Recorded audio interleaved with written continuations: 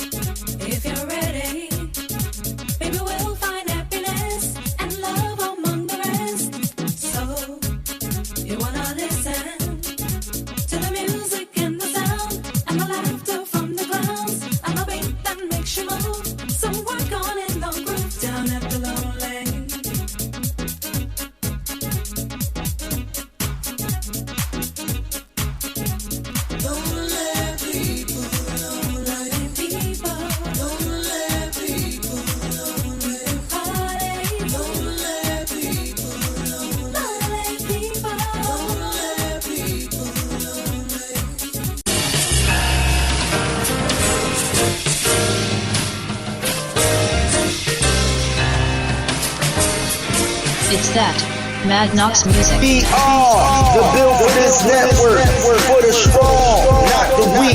And this is our weekly lineup. On Mondays, the #1 Chief Rocka, Jersey Burn, brings you that recap entertainment show.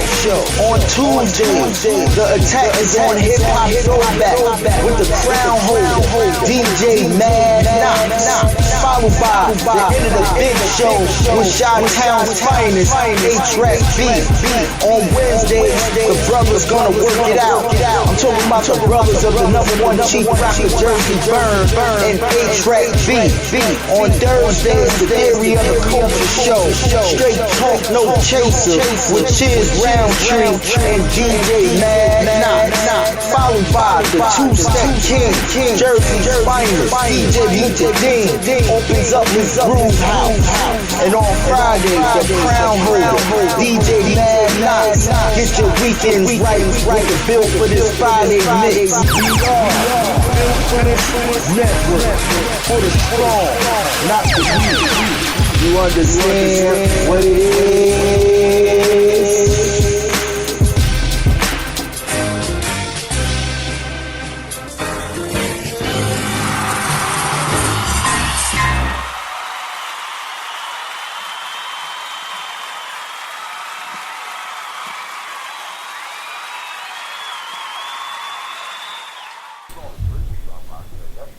Good evening, everybody. This is the Build for Your Network coming in live tonight. You got the Rocka Rap Brothers Gonna Work It Out show. I appreciate everybody coming into all my background listeners. If you're in the background, you choose to stay there. We have an email address. Email us at AtlantaJersey@yahoo.com. That's AtlantaJersey@yahoo.com. If anybody chat room behind the scenes want to call in, take this number down. Area code 605-313-6089. 605-313-6089. Access number is 130952. Call in. Feel free to do that. This show has been sponsored by Nestle Pure Life Water. If you want some pure in your life, get some Nestle. Also, don't drink Coke, drink Pepsi. You got the right one, baby. And I'm quite sure everybody out there, sipping on something, but Chief Rocka's drink of choice is Hennessy, because I go to the French Vignon up there in the Alps, and I give me that Hennessy. I bring it back and port it. Yeah, definitely that. But I thank everybody for coming in tonight. Even though we're in some bad times, what you gonna do, But anyway, man, I'm about to announce my partner, bring him up in the show too. Let me see. We got my main man, H-Rap B in the house. What's up, H-Rap? What's poppin', daddy? What's good, man? Man, shit. Another week in the neighborhood. Another week in the neighborhood. Man, I haven't seen my neighborhood, which is a subdivision. I still say neighborhood, man. I'm not used to these subdivisions and shit and all that. But my neighborhood for 20 years, I've never seen it 24 hours a day like this. And this is 8 weeks now, bro. 24 hours a day, man. I only try to go out once a week, man. And that's real. I only go out once a week. I went out today, do a little grocery shopping, just a little shit that I was lacking. And went to the beverage and, give me a couple more beverage, and hey, man, that's about it, man. I'm in the house this whole weekend. So if they say Monday, damn, Chief, you missed some of that shit on the drive. I ain't missing shit, because I'll be here Thursday, Friday, Saturday, and Sunday. So I'll be able to see everything go on this weekend. And I just love the feeling of being able to listen to music, different outlets. If I miss somebody's show, miss somebody's music, that's because I'm in demand. I mean, people be sending me shit to listen to, watch, or whatever, and I'll be doing that, and the mind only can take but so much. I'm not getting a lot of sleep due to the fact that being home, you're relaxed, you're resting. You may be sitting down somewhere, but you're still resting. And when you go to bed, you're tossing and turning. Brother, I ain't been getting no sleep, man. I'm going to have to go see somebody about this shit, man. But it's been going on probably since Mom Duke's passing June of 18. It's been going on that long. Also, speaking of Mom Duke's, her birthday is next Friday, so I'm going to definitely have to go over there to the cemetery, and check her out, and a lot of people say, why you go to the cemetery? I said, that's my mother. That's the last place I seen her, that's where they put her body at. And I hate when people get hypocritical, ain't nothing there no more, shit like that. Negatorial people, always saying shit like that, man. But one thing I say about the H-Rap, you can't tell me how to do what I gotta do. I'm gonna do what I need to do, Mm-hmm.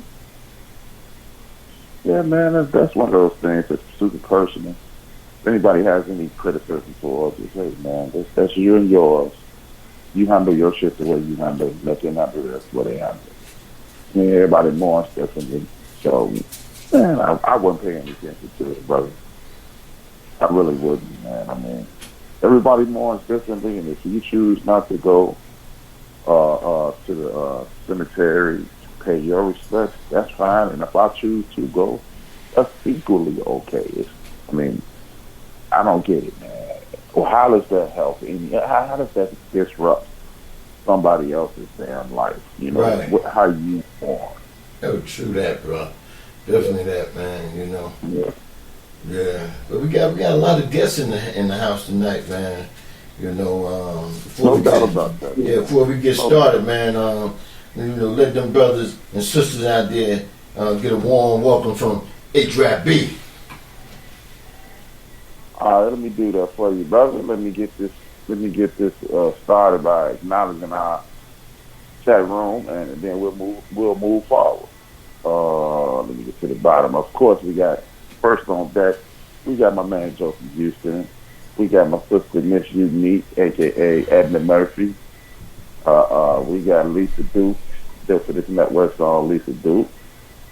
We got my girl Low Key is in the building. Sister Low Key is in the building. As I always do, South Central. Lisa Duke from the Dodge State of New Jersey. Stay healthy, Lisa. We know it's a lot of stress on that end of the country.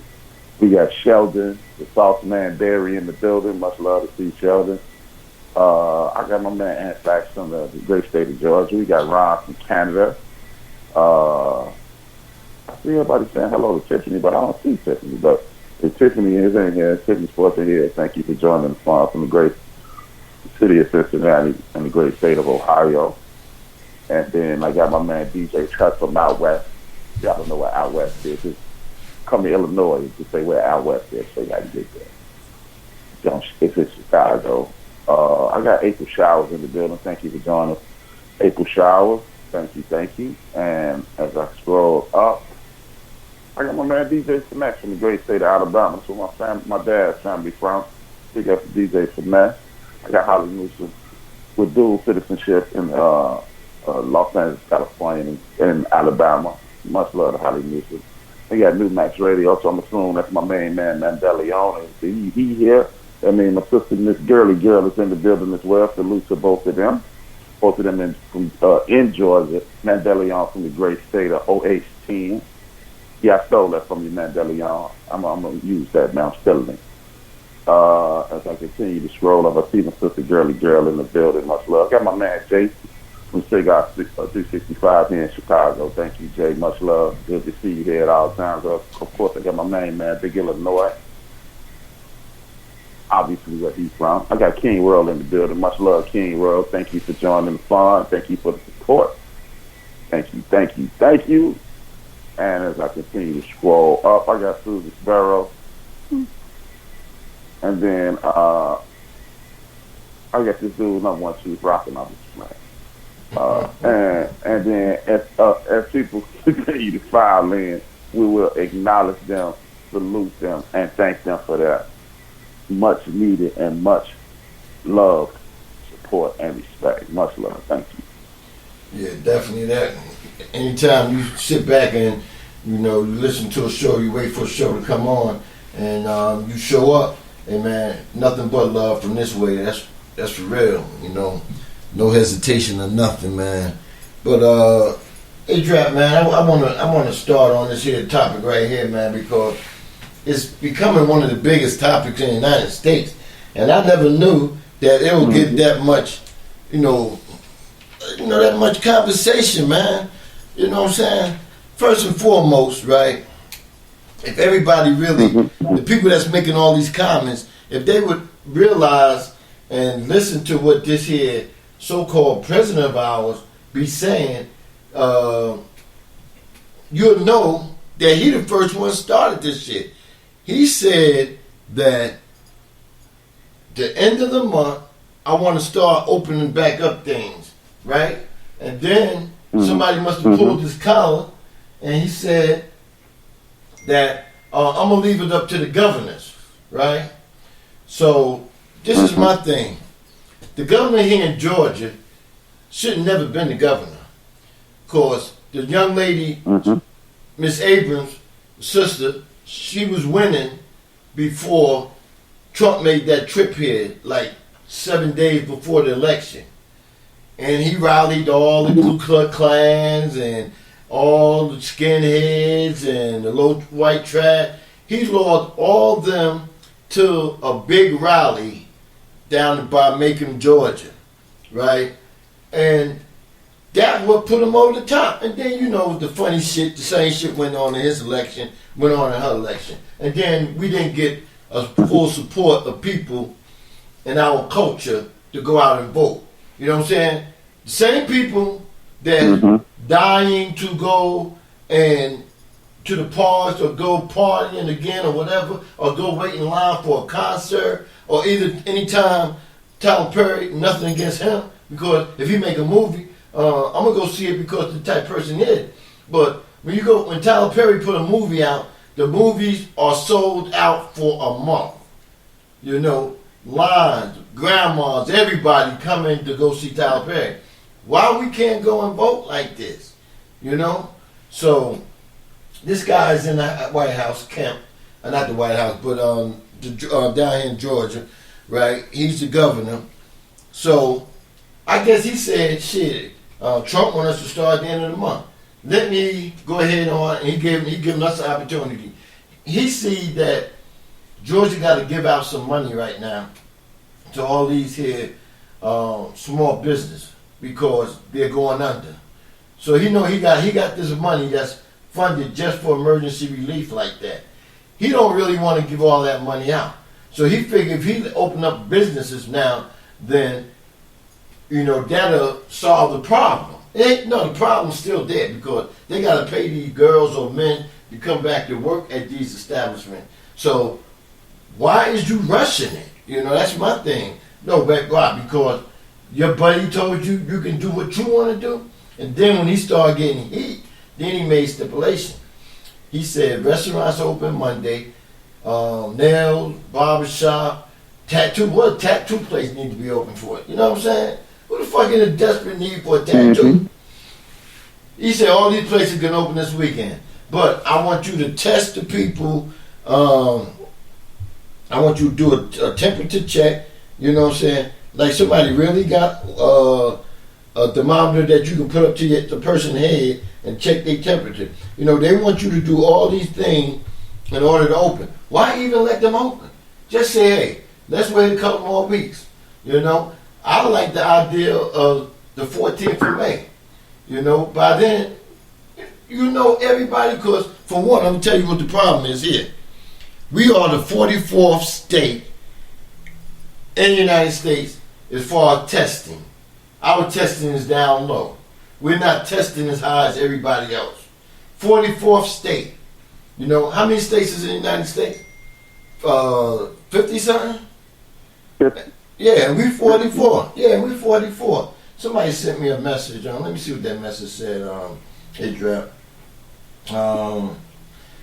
He said that Trump just said, he disagreed with Kemp open up. Of course he gonna do that. He's covering his ass. I heard him come on TV say that shit. He's covering his ass. You know what I'm saying?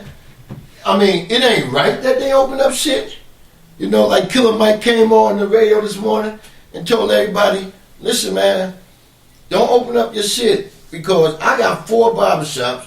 I may be well off in money, but them 4 barbershops cost. I'm still paying on them, you know. So it ain't like I got that type of money to lose like that. But he said, don't open up your shit. Give it 3 more weeks before you come back out here and try to do something. Let's see what's going on first, you know. They just totally stepped over the mayor of Atlanta. Because every little city here, like I'm in South Fulton, we have our own mayor. A lot of Buckhead has their own mayor. A lot of places have their own mayor. But Mayor Keisha Lambert is the mayor of the whole land of Fulton County, right? And they just stepped over her foot, right, just by doing that. Just stepped all up on her foot, you know, by saying open up businesses. But Atlanta had most of the biggest business and most restaurants that people go to, and a lot of people are talking about they're gonna open up.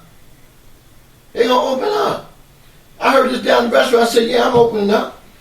You know, if I gotta bring 10 people in at a time, I'm opening up. So what you gonna do? Bring 10 people in, you're gonna check all 10 of these people, and then they tell me ask questions about was you sick, or these people ain't gonna tell you the truth. So the whole shit is just bullshit, man. But see, this is society we live in, and people seem like they can do whatever the fuck they want to do, say whatever they want to say, But as soon as we try to do things, it's a problem. All right. Bernice King, Martin Luther King daughter. She was on the governor panel of when shit go bad and stuff like that. She was on the panel. She just left her post. She said, "Fuck yeah." She may not say that because she's a religious woman, but I'll say it for you, Bernice. She said, "Man, fuck y'all. Y'all not gonna have me on your side and you killing my people." You know what I'm saying, H-Rap? No doubt. I definitely understand what you're saying. It's a hard situation. It's not a hard situation. It is. It's a situation that maybe we need to start saying it out loud. When you look at the state of Georgia, 28% of the population is black, and then you look at the people who have passed away from this disease. 52% of them are black. And maybe what it looks like to me, I mean, maybe I'm looking at it the wrong way, but it looks like this to me. My people ain't gonna die, so I may as well open up the state and thin out the herd. That's what it look like to me. I mean, a lot of people may look at it differently. It's about the money. It's about, I don't give a damn about the people who look like me. Well, the people who look like H-Rap, I should say. And we have to, as a community, take accountability for our actions. If you see that you're under attack, and it's obvious that you're under attack, either you will be a victim or you'll rise above the bullshit and realize that this is a setup. Right. The last time there was a pandemic like this was 100 years ago during World War I, and we called held in because we weren't allowed to go into white hospitals. They put us in basements. They put us in attics of the hospitals and was not giving us proper treatment.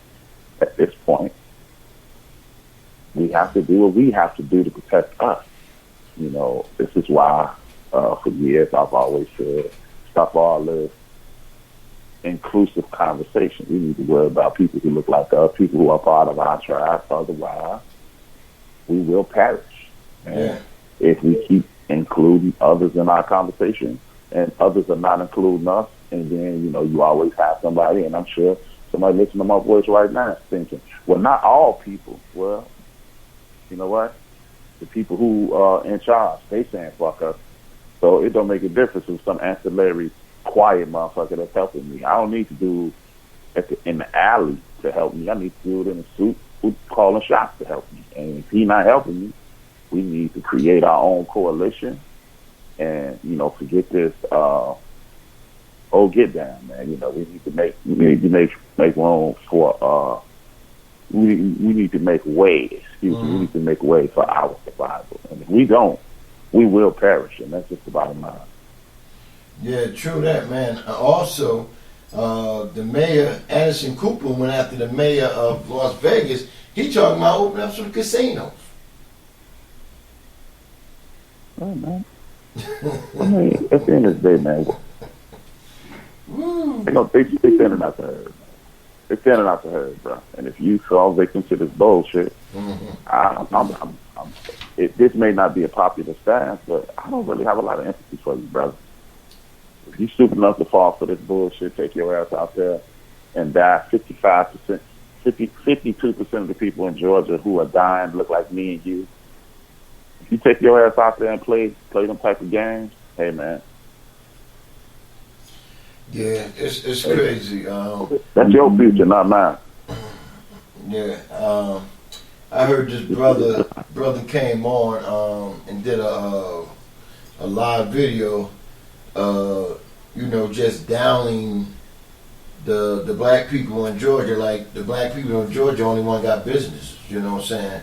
Why are y'all opening up? And you can't. Only thing you can respond to these lies is a chat back at them. I said I didn't see too many black businesses talking about they was opening up, and we ain't the ones that said we was opening up. The governor said for people to start back working. But like Cool Self said one time, follow the money trail. That's what it is. The money trail is getting to the point where they don't want to give it out no more. And they know they have to, because we didn't start this shit. We didn't put this out here, you know. But we deserve to make money to continue to live. Or either I tell you what, you tell every bank, you tell every company that has like Georgia, the electric, gas, you know, whatever thing you pay for, you tell all them that these people will not be able to pay you, and they're not going to pay you the back pay, you know, for the time they use the stuff and they couldn't pay for it because they wasn't in work. If you go do that, then you'll be a better government. You know, if you tell all the mortgage companies, all these bill collectors that you gotta put a freeze on that. You just gotta take the loss on that. We start when everything open back up. If you do that, then we won't need that money.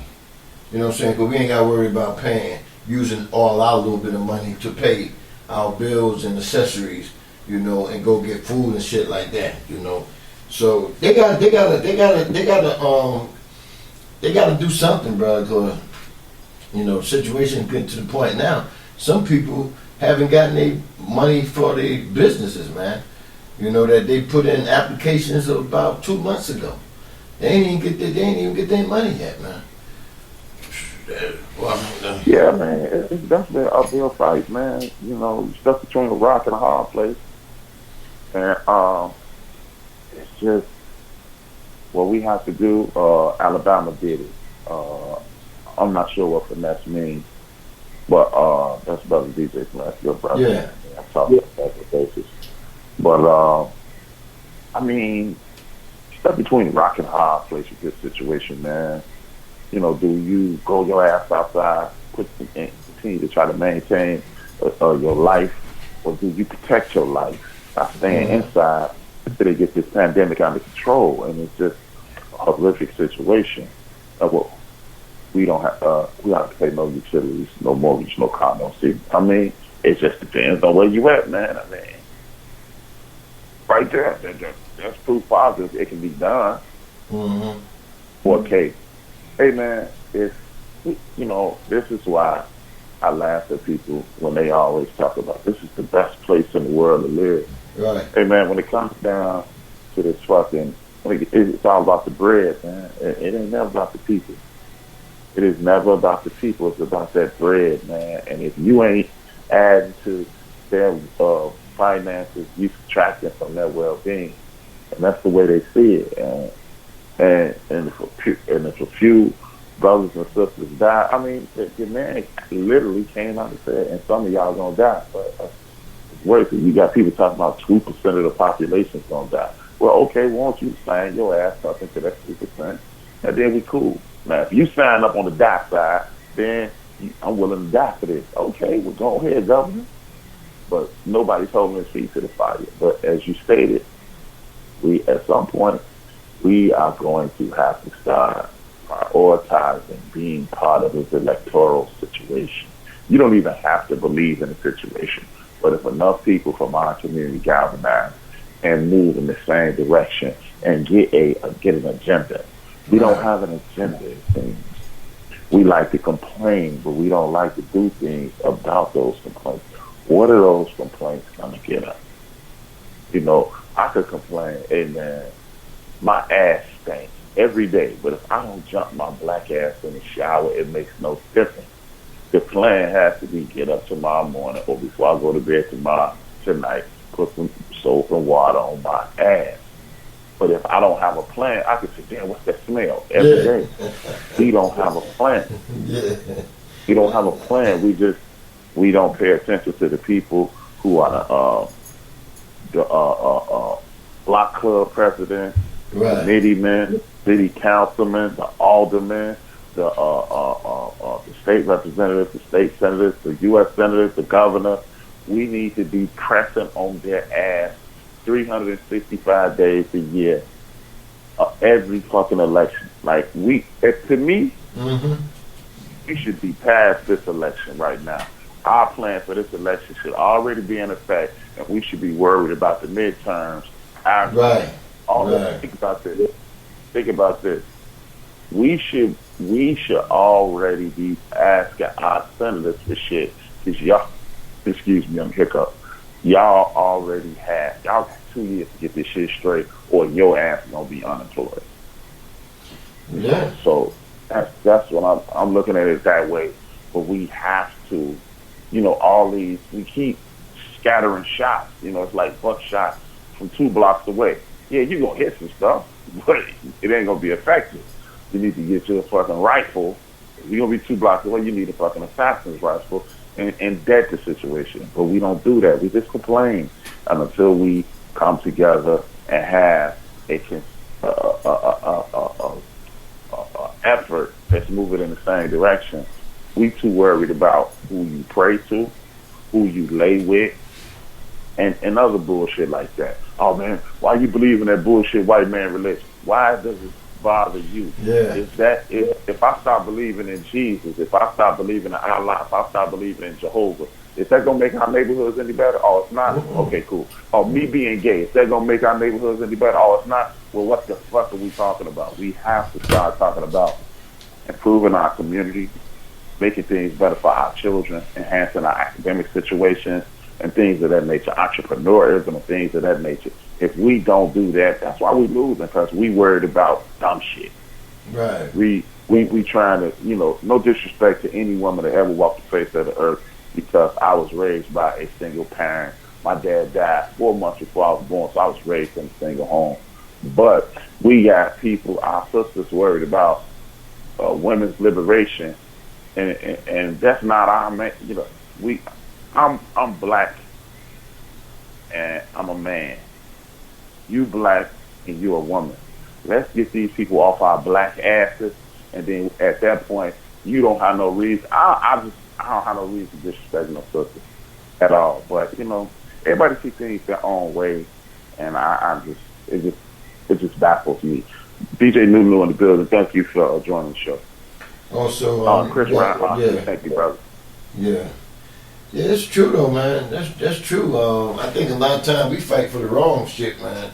And I mean, this is the type of shit right now what's going on, where this man should be flooded each and every day with all types of, because you can't get to them, protests, like petitions. Should be going to the White House every day. Petitions of millions and millions of people saying how they are dissatisfied. Where is the money to fund our communities? We need money to fund our communities, because our communities are going down. Each and every day he should be getting over millions of petitions, saying, man, you either got to do something, though, man. We're going to have the House and the Senate veto your ass out of there. Somebody else got to make decisions. The people can rule and should rule, but we don't. That's the thing about it. We don't. We like you said, we go about it the wrong way, man. And I don't know when it's gonna get better, but I know we need to start right now making it better. And we say this every week. We need to start right now where we at in our neighborhood. I checked on just about 10 people every day in my neighborhood.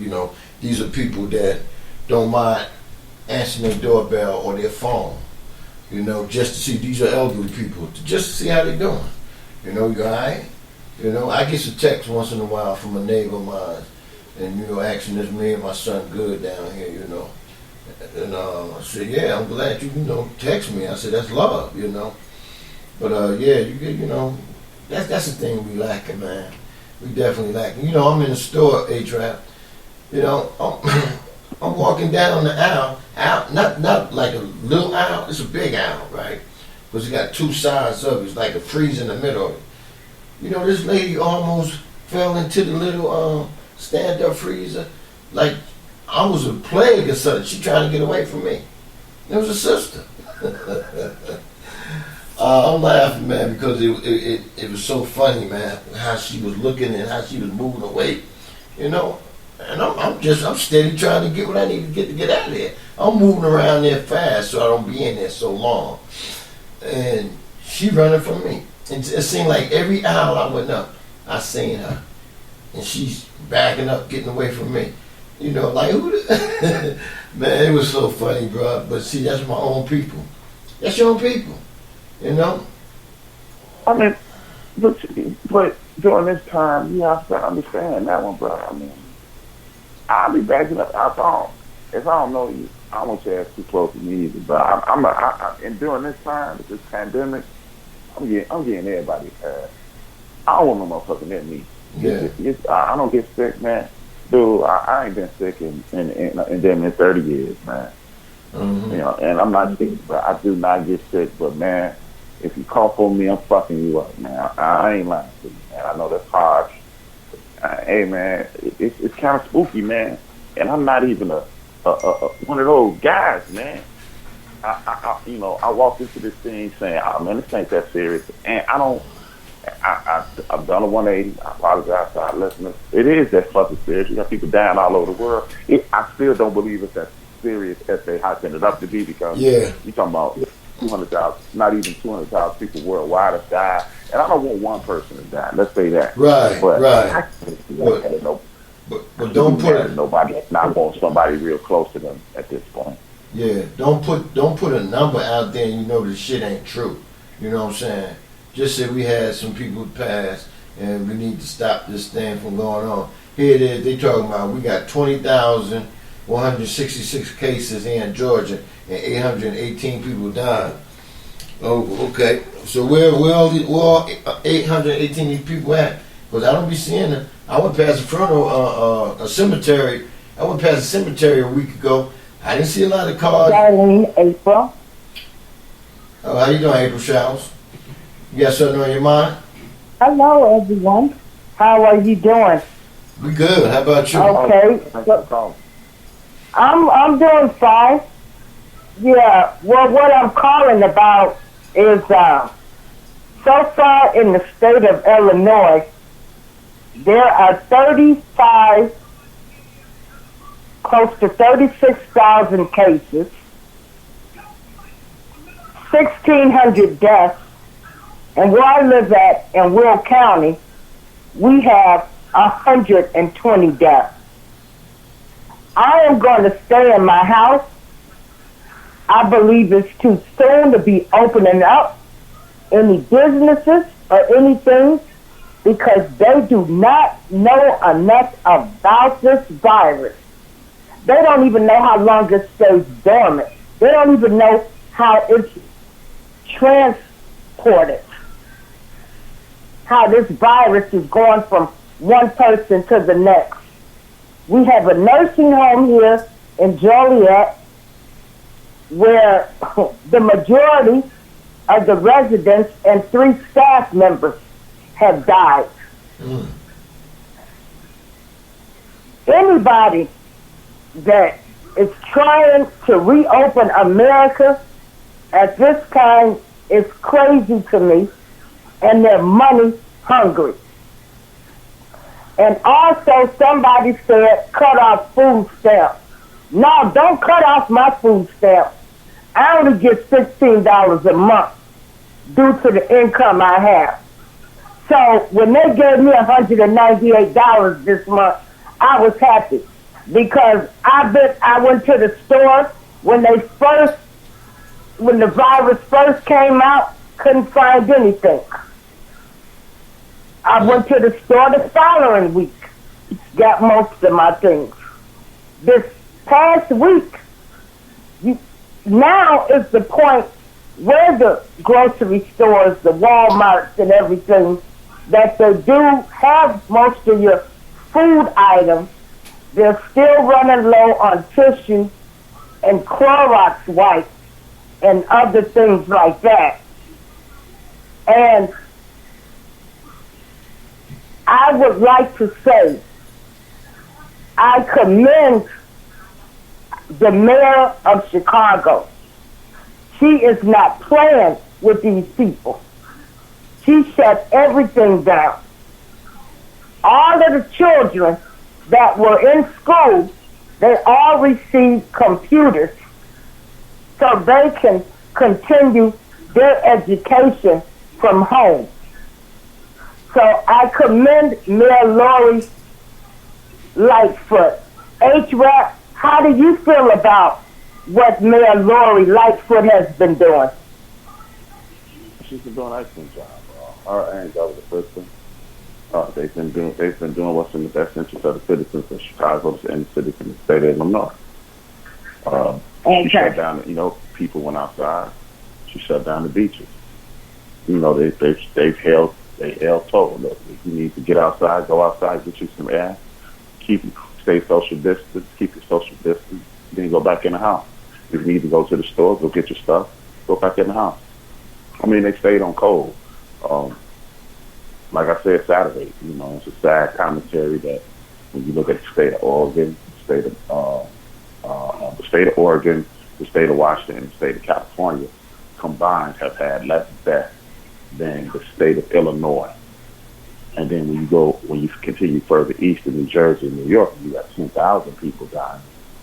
That is due to even Governor Andrew Cuomo has said, I follow Trump's instructions and my constituents are dying. He has attacked Trump. It is clear and obvious that social distancing does work.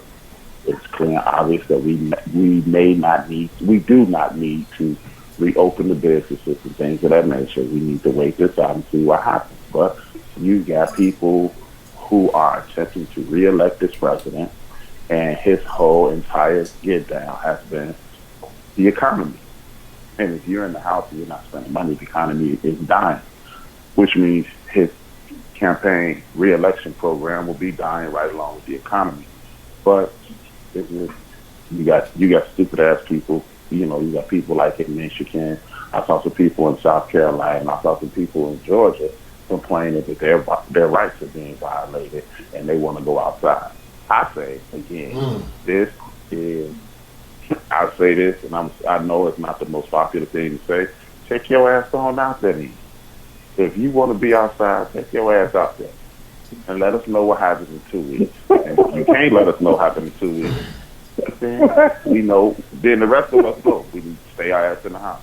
I'm not gonna argue with something. That's how I feel too.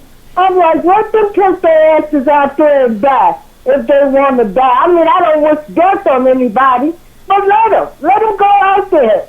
You crazy, stupid, ignorant people. They don't even know enough about this disease. They don't know anything yet, do they? No, they don't. I mean, they don't know anything. It's the same thing. And they don't know anything. Years ago. So yeah. It's just, hey, exercise your damn life. See, Las Vegas, 163 deaths there.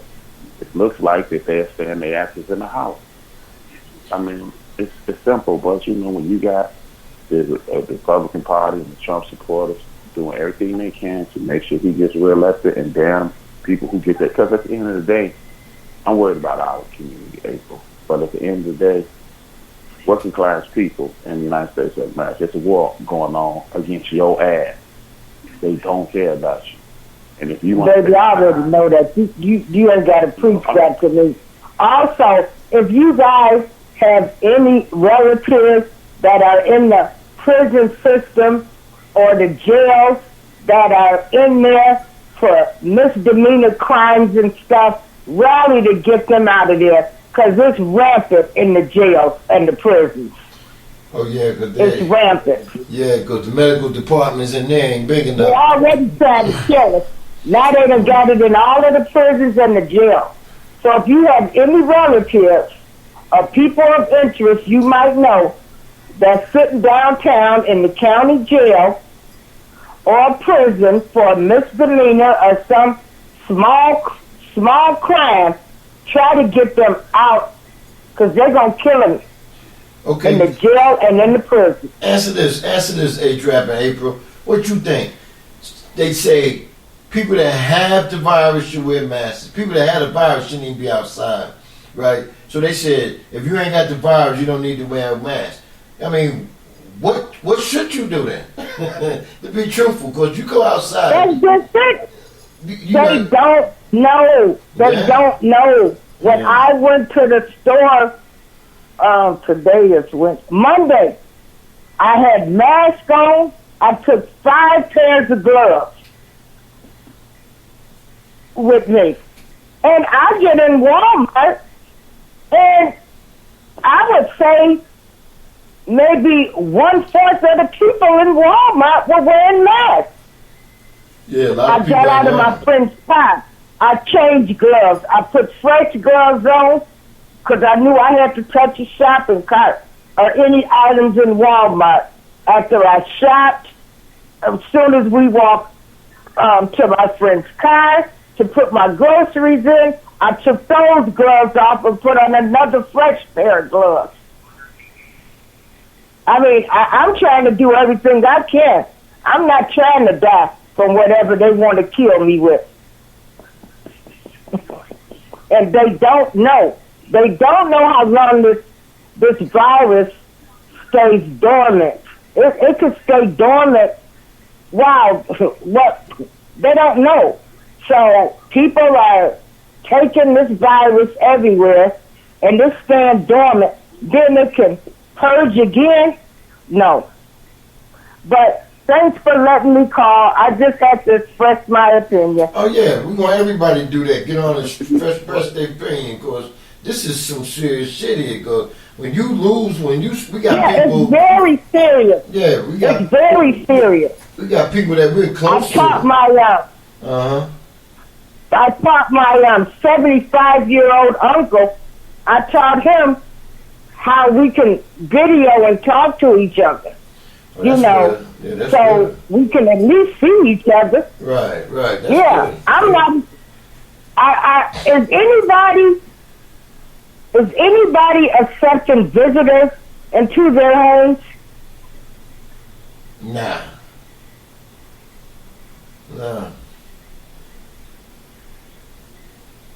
No, I'm not. No. And nobody should be. Please do not accept any visitors into your homes. True that. Thank you. Everyone have a great night. Bye. Do the same. All right, Ed.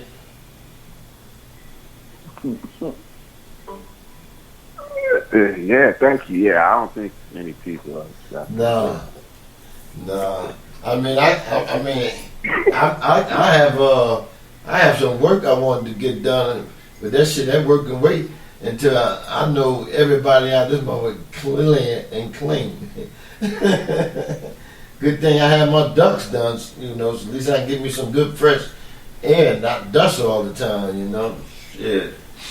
Yeah, but I don't think so. Hey man, you gotta take care of yourself, okay?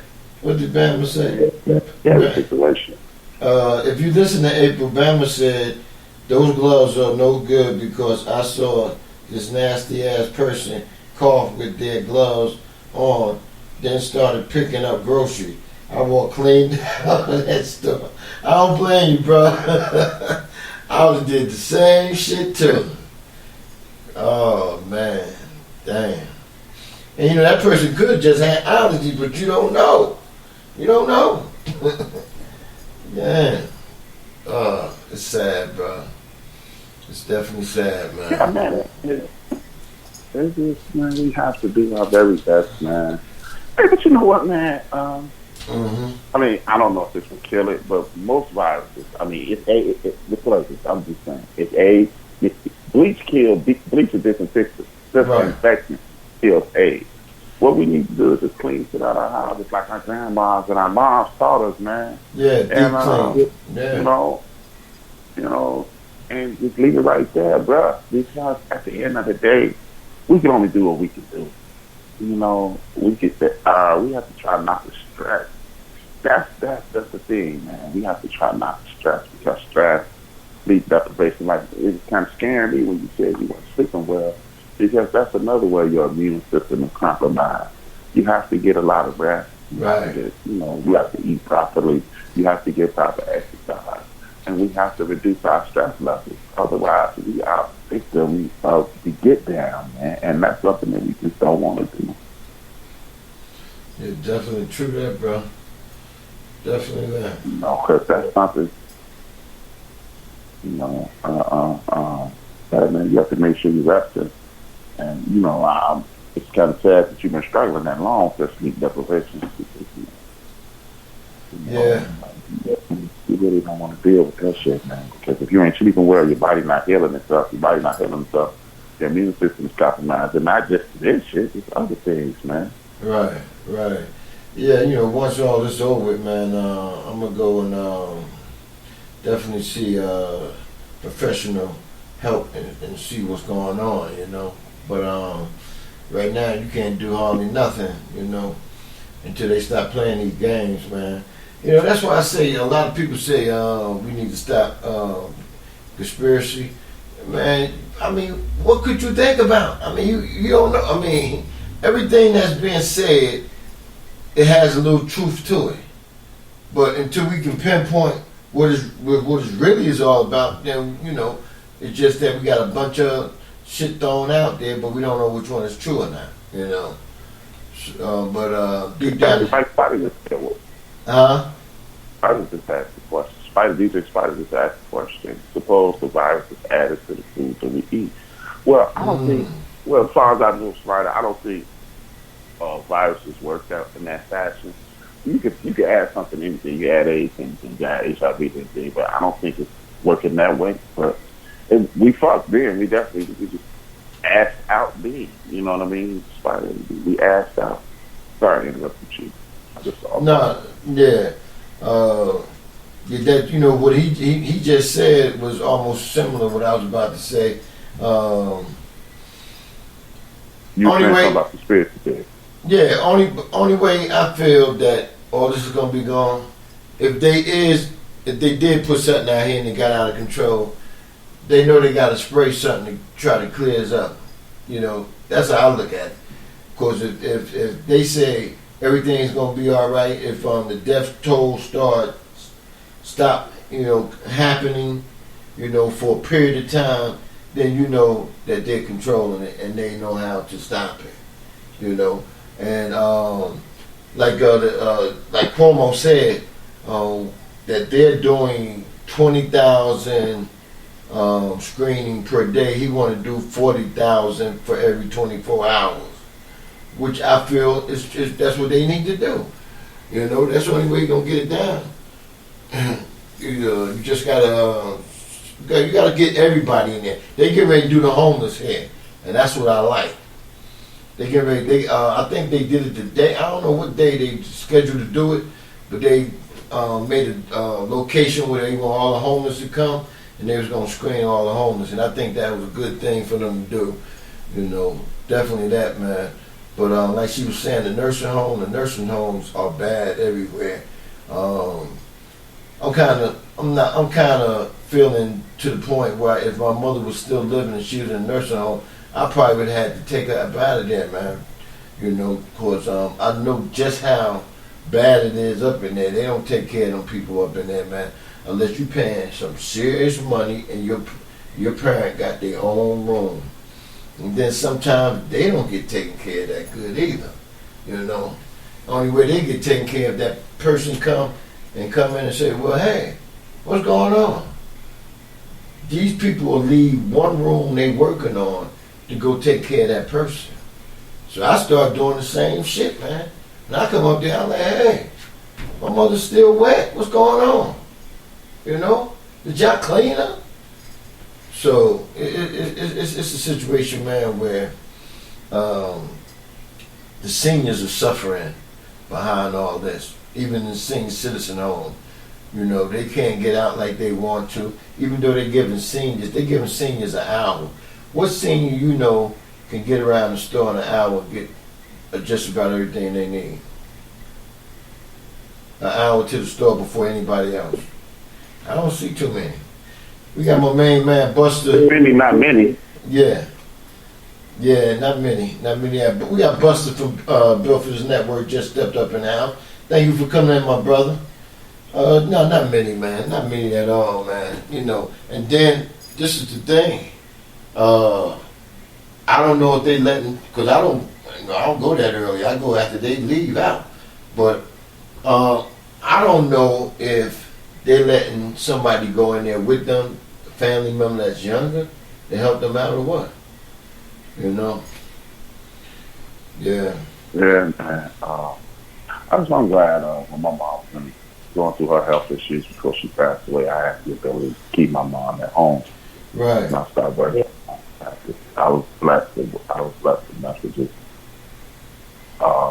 stay home with my mom every day because you depend on somebody else. You know, nobody gonna take care of yours like you do. Like you said, you have to take your mom home. And just like April mentioned, you got people who are incarcerated, who are in horrible situations. You got people who are arrested for misdemeanor crimes, who are still who are still in jail. You know, Right. Again, as I mentioned Saturday as well. The thing about, like, you look at the hot spots throughout the United States of America, and these governors who didn't listen to the World Health Organization. Right. Social distancing is not a possibility for some, man. It's not a possibility for everybody because when you live in New York, you got tenement buildings. You live in Chicago, we call them courtway buildings. It's the exact same thing. Poor people don't have the luxury of social distancing. You live in an apartment building with 25, 30, 100 people, 50, 100 people.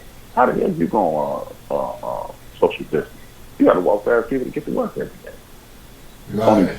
Only 20% of black people in the United States of America have the luxury of working from home. So it's hard, man. It's hard. That's why those hot spots you notice. That's why. And then it goes back to the early 1900s, redlining and Jim Crow segregation. They forced us into certain areas, and now that's killing us. That was killing us then, and it's killing us now. It's systemic and systematic racism that's killing us, and that's something that we need to address as well. You know, this is why we need to galvanize as a community and make sure we are not getting taken advantage of. Because if we don't stop arguing about gay, lesbian, religious beliefs, how you feel about certain things, and start talking about the betterment of our community, we will, again, I'm keep saying it because it is that serious. It is going to destroy us. Now look at this, right?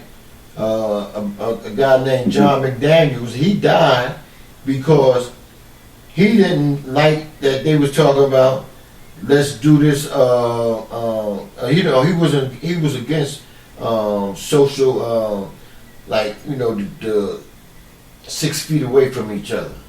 You know, he was one. Nah, yeah, he didn't like that.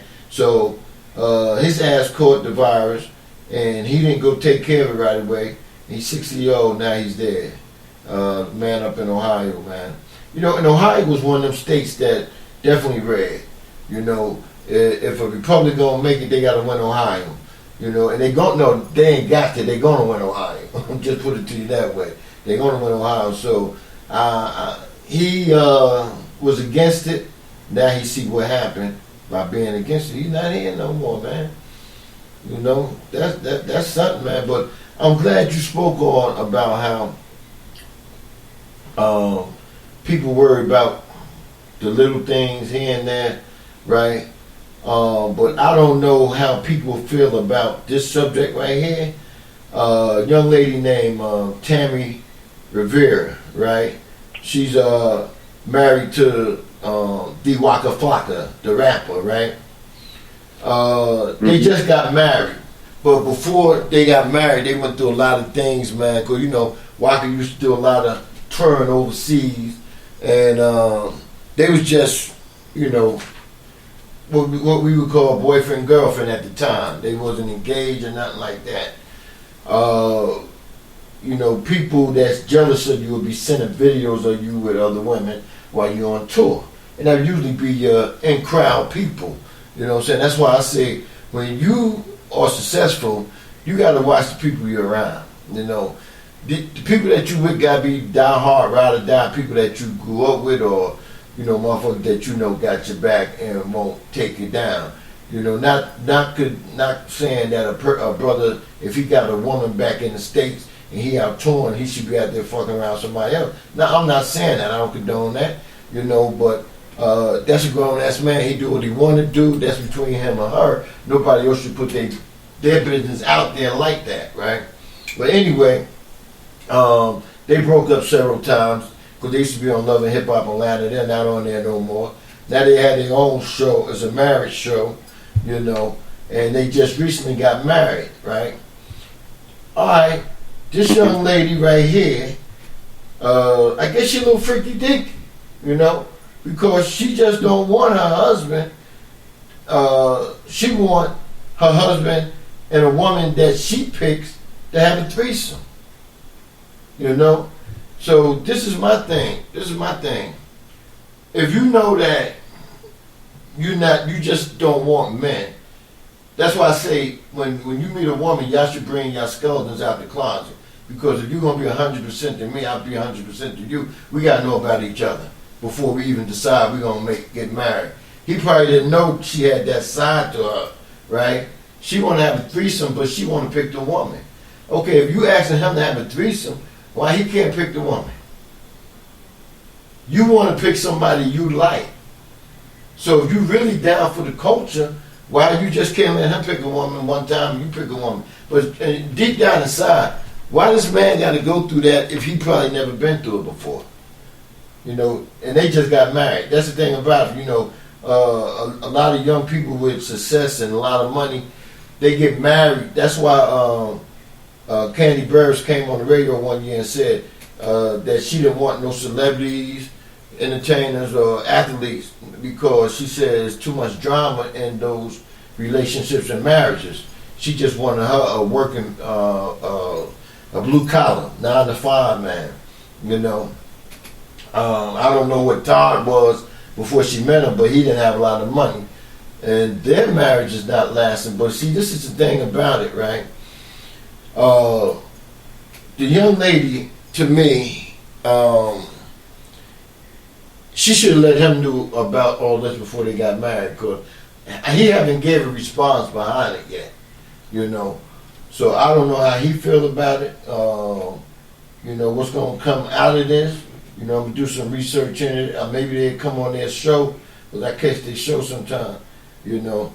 But, hey, I just don't know, bro. That's deep right there. That's deep. I don't know these people, but I mean, you know, what he trying to be, a polygamist, or I mean, a lot of people gotta trying to bring polygamy back or whatever, or institute polygamy or whatever. But I mean, if you get married,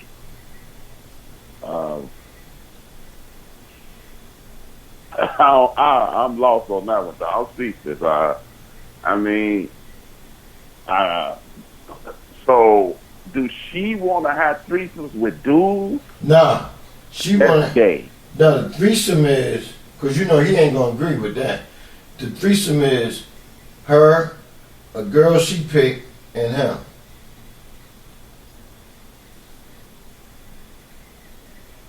Oh.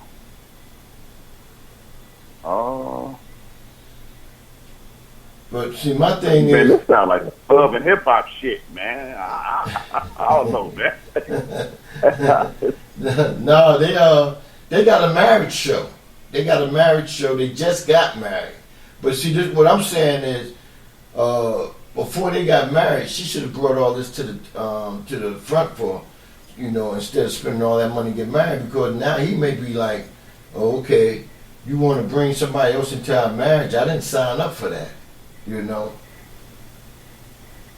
But then for it to be put out, in the open like that, you know, that ain't cool either. Because then now that's letting his mother know what type of woman that your son end up marrying.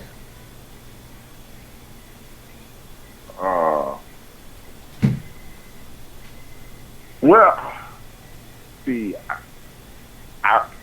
hey man, I'm speechless. Shit, you might have asked me. I had a better chance to tell you what's going on with something in the middle of my back. Yeah, let me tell the people in the chat room. Because they people asking who is that and what we talking about. A young lady named Tammy Rivera. She's from Miami. She lived here her and her husband was on Love and Hip Hop, but now they had their own marriage show, but they had problems throughout their relationship before. But now they had solved it and they got married. But she just put an article out talking about she want her and her husband to have a threesome, right? But it got to be with the woman she picks. But my thing is, did you tell him all this about you before y'all got married? Or why you gotta pick the woman? Why he can't pick the woman if he's down for that? He may not even be down for it, you know. So, and then you're gonna put it out public, not knowing what type of mother he has. You know what I'm saying? His mother may not be down for her now. You see what I'm saying? Oh, hold on, wait a minute. What does mama got to do with it? Huh? You said what mama got to do with it? No, she ain't got nothing to do with it, but it's just the point. It's just the point. She thought this young lady was, you know, the best young lady that her son could ever meet, and you know, stuff like that. But then, I mean, shit like that, A-Trap, you don't put out in the public. You know what I'm saying? You keep that in your bedroom. You know, once you put it out in the public, then you know everybody got something to say about it. You know, that shouldn't be out in the public like that. And then you just got married. Did you tell Rocka about this before y'all got married? That's like having skeletons in the closet. That means the girl you want to pick, you and her used to do this before. See what I'm saying? A lot of things you start thinking about when that happen, when it's been said to do.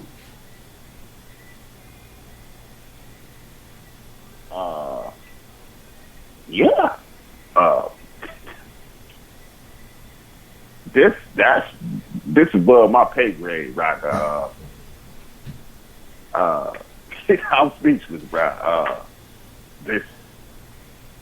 I mean, that's crazy, dog. Let me because I'm thrown off. You got a young man who just got married to a woman, and then he starts saying, "Let's have threesomes." No, she want to have it. She wants to have threesomes. Yeah. And so he don't want to have threesomes. He didn't answer in the article. He didn't answer. You know, he didn't answer and say yay or nay. But you know, the whole thing is she bringing that out now with all what's going on out here today. She brings that up. You know, and I just married you not too long ago, and all of a sudden you want to do this? Yeah. Damn. I mean, hey, bro. I'm baffled. So, you got a young man. I'm assuming he like 19, 20 years old and married some little young. They in there. They gotta be in their late 20s. They're in their late 20s. Oh, okay. Yeah. So you got a 20-something married to another 20-something, and the girl want to bring other women in, right? And the young man is like, "No, I ain't with that." I mean, I don't get it. That's what's going on. Yeah, well, he must not be, because he didn't answer, or he don't want his business out there, you know, because she put it out there in the tabloids. So, but I see DJ Finesse said that Waka Flocka is known for having sex with multiple partners. But you know what, DJ Finesse, that was before he got married. You know, he's married now. I think Waka Flocka changed because, you know, they went through some counseling. You know, I know some people that are close to them. You know what I'm saying? So he had been through some counseling because he really wanted this young lady. So he had went through some counseling, and you know, he kind of like straightened himself out, and he was trying to be just real dedicated to just her, this one woman. You know, he had changed his whole life around, and he made his mother happy that he did that. You know, so I really feel that I don't think he want that. If he do want to do it, that's something he gonna keep within himself. But I think he kind of not happy about how she put it out there.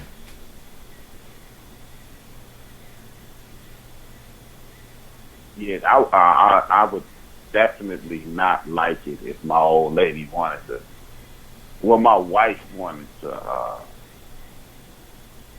bring women in.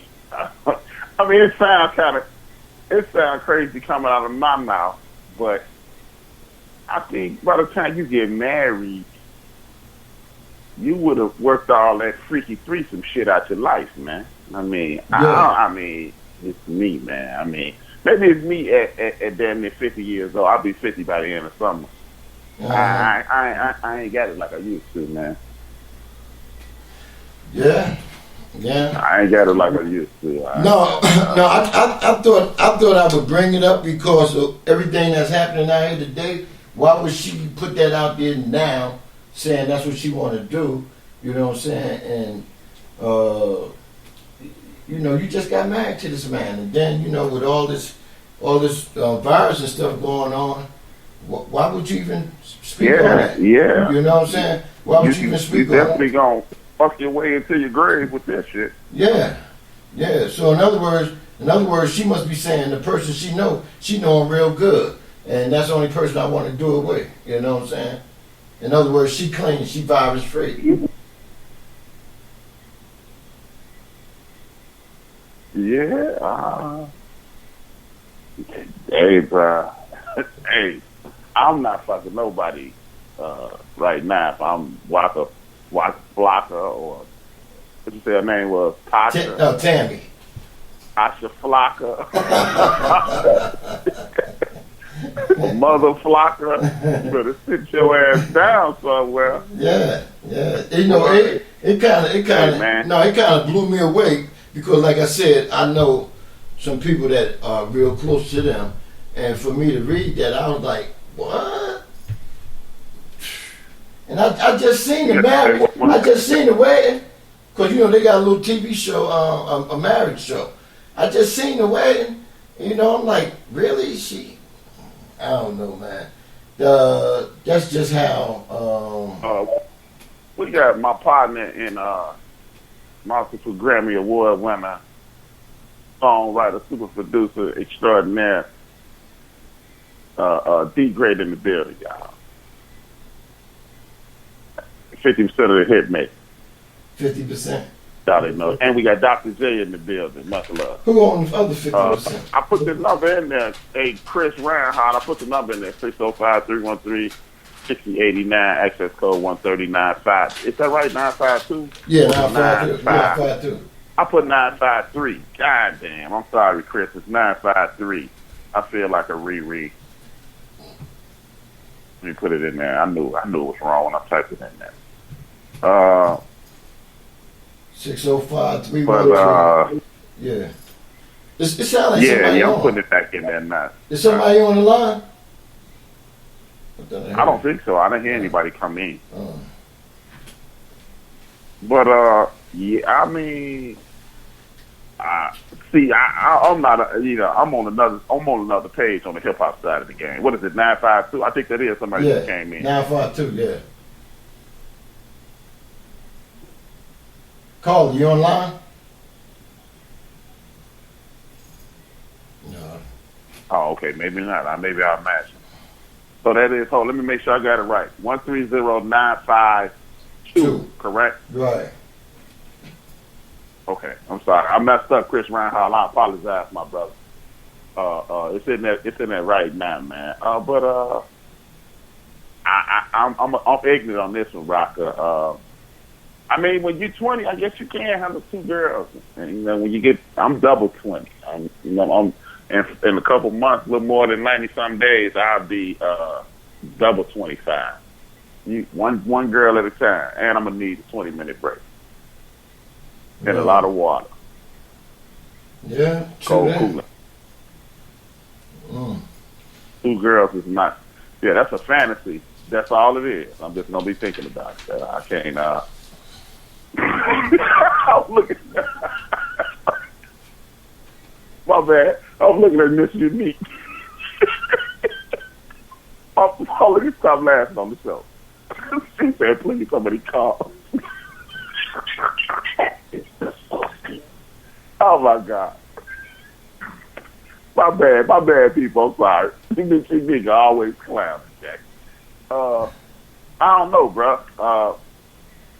I'm with you though. At the end of the day, he shouldn't have put that's something that's wrong with society today. Why must we bring our bedroom to the street, man? Yeah. What they used to call that when we were younger is uncouth. And I thought I would never live to see the day that I would say uncouth. But that's or like my grandmama used to say, you trifling as hell. But it's just, we have to be able to keep our bedrooms and out the streets, man. That's a mug, that man. Your wife want to have threesomes and you don't. At 20, maybe he mature past. Finesse said he was known. I saw Finesse say he was known to have threesomes. Yeah. That's before I guess he got his married. body, 50 years old like me. No, sometimes it comes to time. Instead of Waka Flocka, he Rocka H rapper. That's too much, man. I mean, damn. What was that chick at when I was 20? I wasn't no big time rapper either, so I guess I was pop. But yeah, man.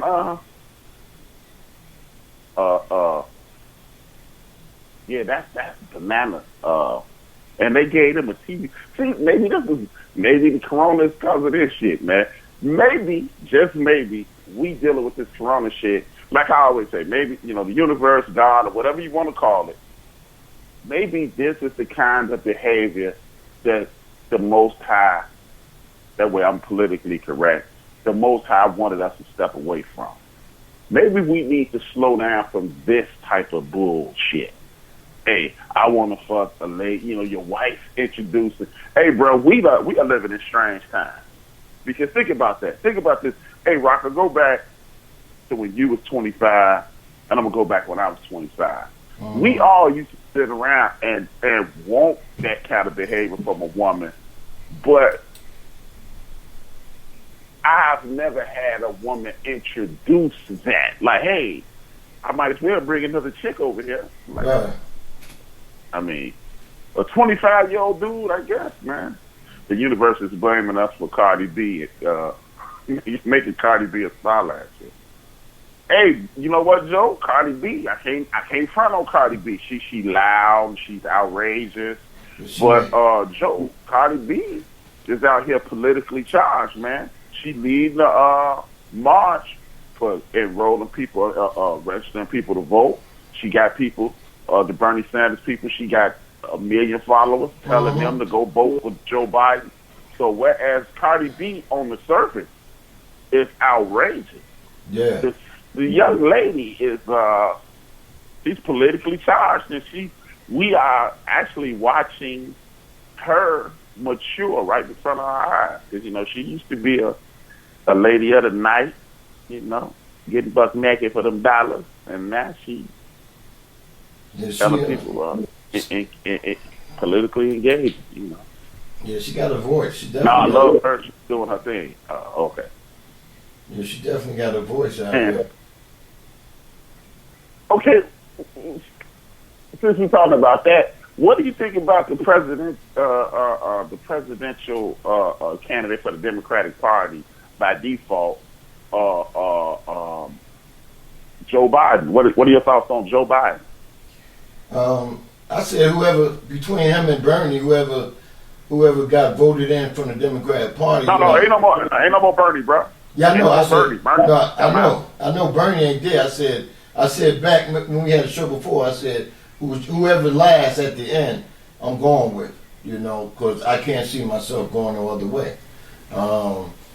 Barack, he gave Biden, his endorsement. So he said he was a good man when he worked with him for the 8 years. So I'm down with it, man. I'm just Democrat, man.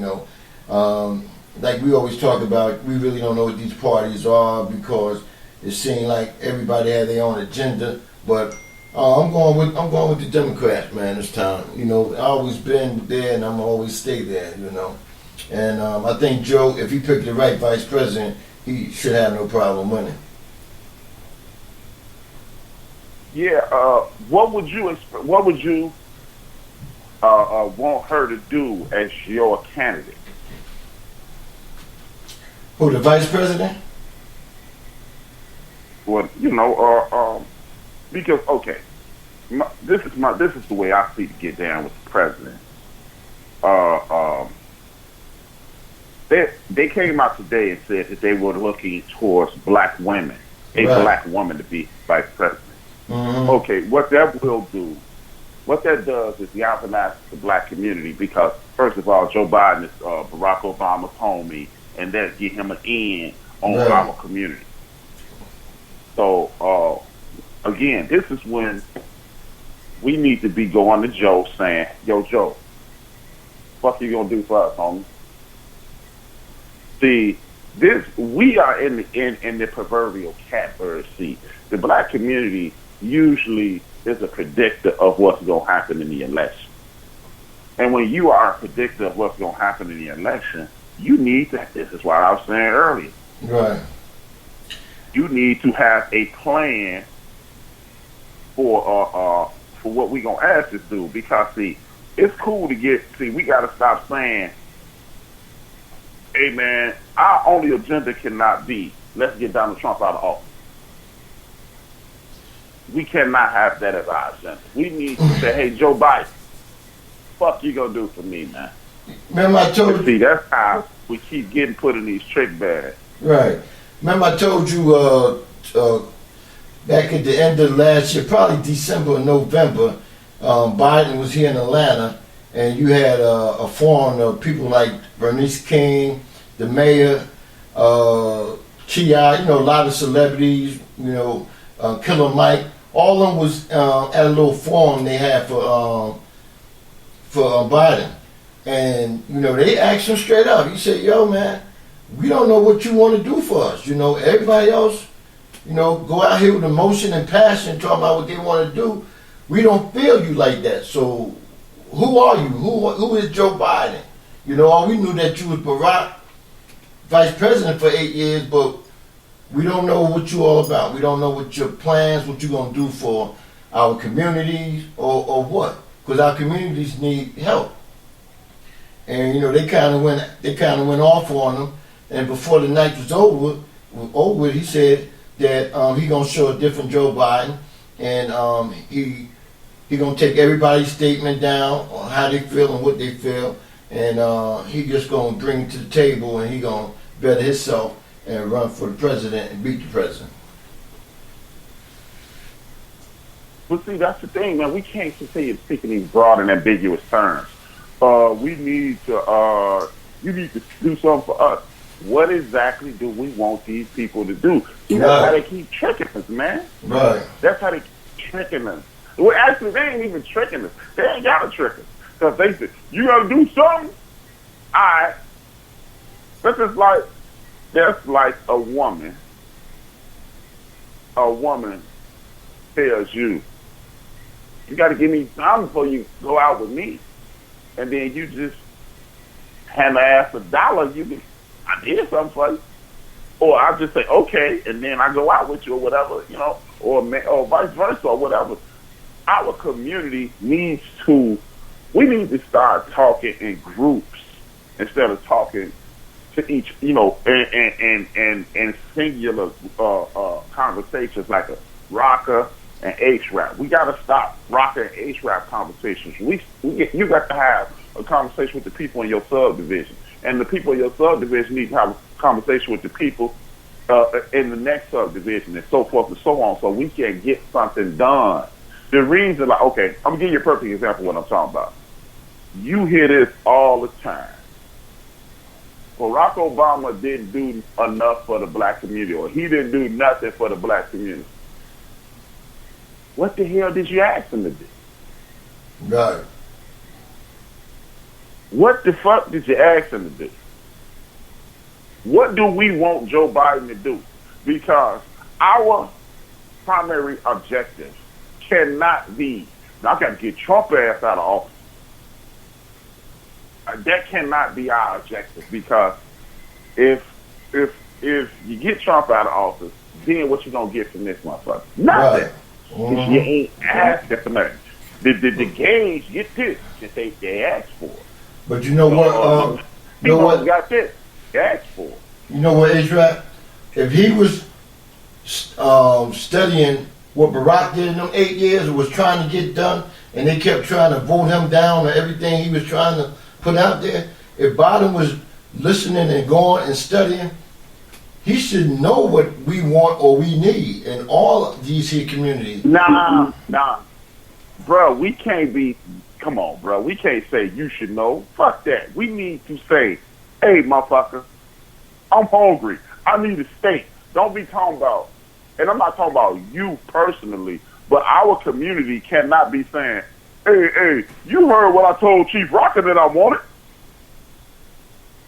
Because, okay, let's just go along with your line of thinking. Mm-hmm. He should have heard what we was talking about when Barack was the president, right? That's the way you feel. Okay, what was that? Because I don't even know. And I'm in the club. I don't even know what we was asking Barack to do. And I'm not trying to be silly. I'm being 100. I'm being 100, man. What the fuck do the black community want? Because we need to package that and present it to the like I said, need to present that shit to the alderman, the state representative, the city councilman, the mayor, the governor, the state senator, the U.S. senator, and so forth and so on. Because we can ill afford to spend 4 more years saying what a motherfucker should have done. Somebody just got in. He wasn't talking about nothing back then because we were so glad to have a black president. We didn't even try to push him.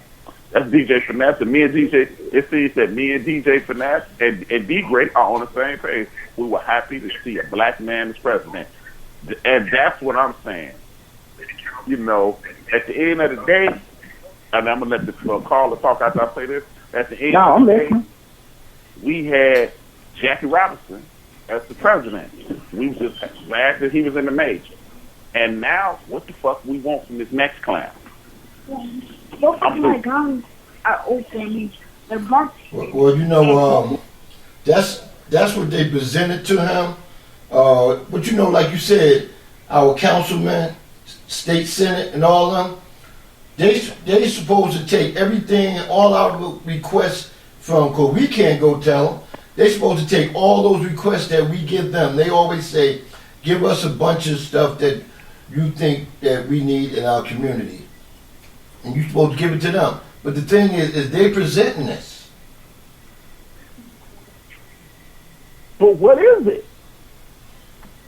Well, I can only speak for myself. I can't speak for what everybody else wants.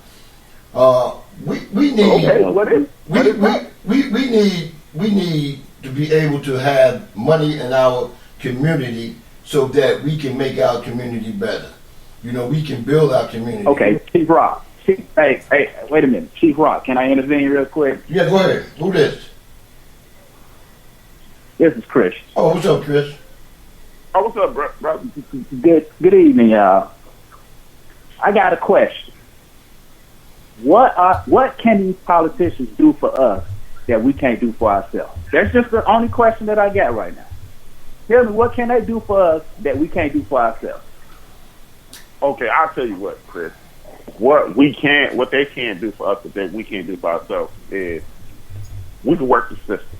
And what I mean by working the system is this: they have finances that are at their disposal that they can literally give to us, so we can you heard me talk about this in the past, Chris. It's called a TIF fund, tax increment financing. That means there are your state representative. You come in here with a business proposal, and he can give you a grant. I've known people to get up to $50,000. And right there, B, you just gave the solution to a lot of problems, that alone. But guess what? Mm-hmm. People have to step up. Guess what? They have to want to be entrepreneurs. They can't sit back and just wait on something to happen. It's not going to happen like that. People have to step up and take matters into their own hands and be self-reliant on themselves and stop depending on the government. That's just it. Hey, Chris. Hold it. Oh, go ahead, Adrian. You 10,000% correct, Chris. But don't be so independent that you cut off your nose to spite your face. I agree with you. That's all I'm saying. You know, I agree with if the money is sitting there waiting on Chris to ask for it, well, goddamn it, Chris asked for it. That's all I'm saying. But me and you on the same page, because me and you talk a lot. But, you know, like April, Obama did nothing for black people. What did black people ask Obama to do? I'm tired of hearing that. Also, Chris, do you believe what they asked him to do? You believe this? What Finesse just said? He said one thing we need to ask our people in power is to change the Constitution as written, so we won't permanently be at the bottom of the feed. Facts. But see, and then again, what Chris saying, what Finesse saying, what I'm seeing D Gray saying is exactly what I'm saying. We have to ask for something. I just got a text. Kool-Aid. Oh, well, I ain't gonna read that. I'm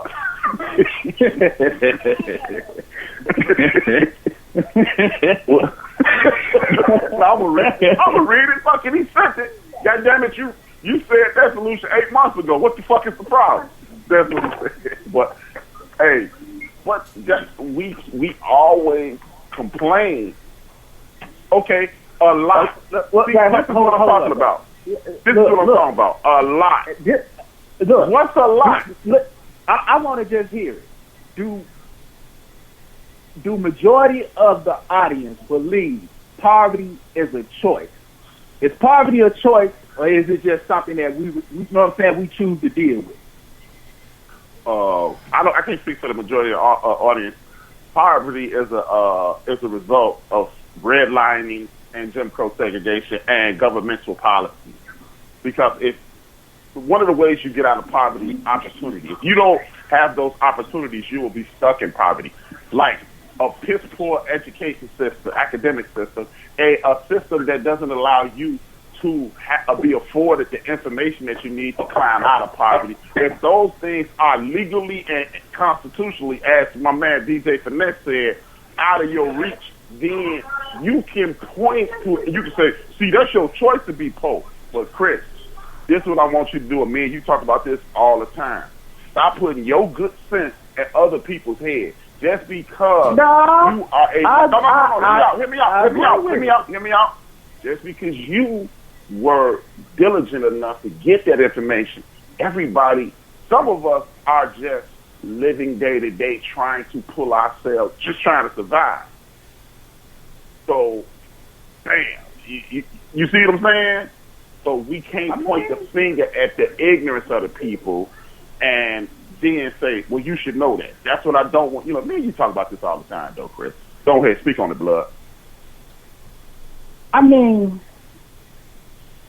I've been in situations where I've seen people beg for information. You spend time giving them resources, you know what I mean, information, and then your time is more valuable than anything. I've invested a lot of time in people, my resources, you know what I mean, going over certain things with people.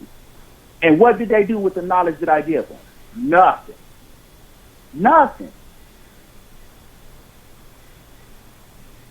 Let me ask you this. Has anybody ever told you something and you didn't act on it in the time or in a timely fashion or in the time in which they assumed you should have? Just my father. He was telling me something. He was telling me something at an extremely young age. You know what I mean? I stayed with my mom. Don't get me wrong. I lived in a household with my mom. My father didn't, he didn't live with us. He came time to time to the crib. My mother wanted me to be an employee. My father was his own entrepreneur. He was an entrepreneur. He had his own shop for over 30 years. You know what I mean? And he wanted me to become an entrepreneur versus my mother, she wanted to be an employee. So I had it was kind of like a conflict of interest. You know what I mean? And it took for me to go through the workforce in order to understand what my father was talking about. You know what I mean? He was giving me all type of hints, but I couldn't understand. You know what I mean? Because I didn't have the experience to understand what he was telling me. It's for me to, you know what I mean, go to work, spend, you know how we used to work, 16, 24 hours on a fucking job. And start with, you know what I mean? Out in the rain, $15, $16 an hour. Then, you got to deal with the bullshit clerks want to talk shit to you. We went through it all. You know what I mean? It took for me to go through all of that to, see that the information that he was giving me was more valuable than what my mother was telling me. You know what I mean? And my mother, she just cut it short. She just was just like, I don't know, I ain't gonna badmouth her, but what she told me was, she basically told me this. It's nothing more to life. You just go to work, pay your bills, and you come home. That was dry to me. I wanted more. That wasn't enough. And with that, I took it, and I took my father's side, and I ran with it. I never looked back. Never looked back, just from that. It's two different worlds out here, man. Some people go to work.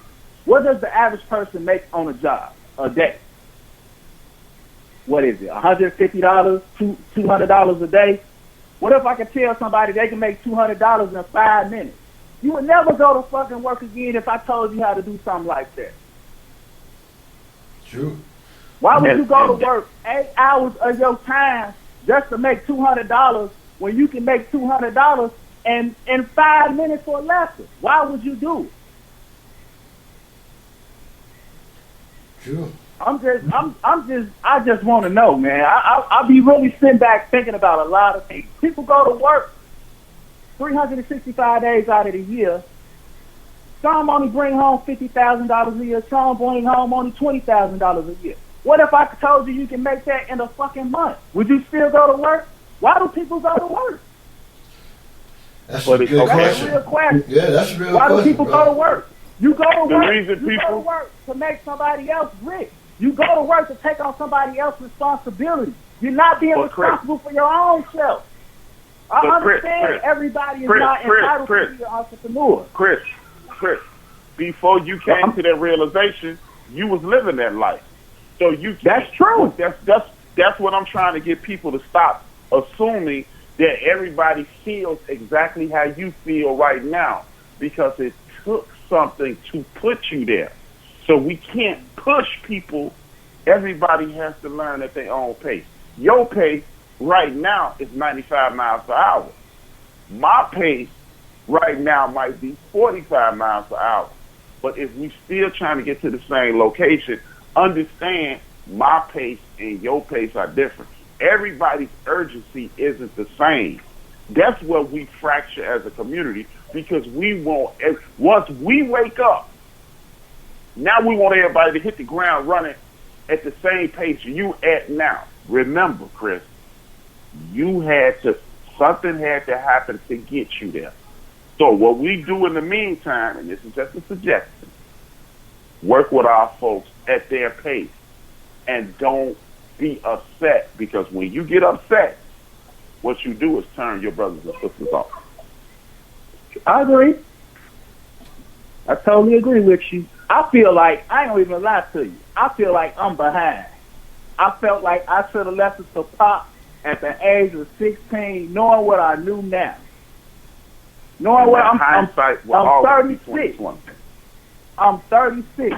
I wish I would have listened to that man when I was 16. I will be a lot further than where I'm at now.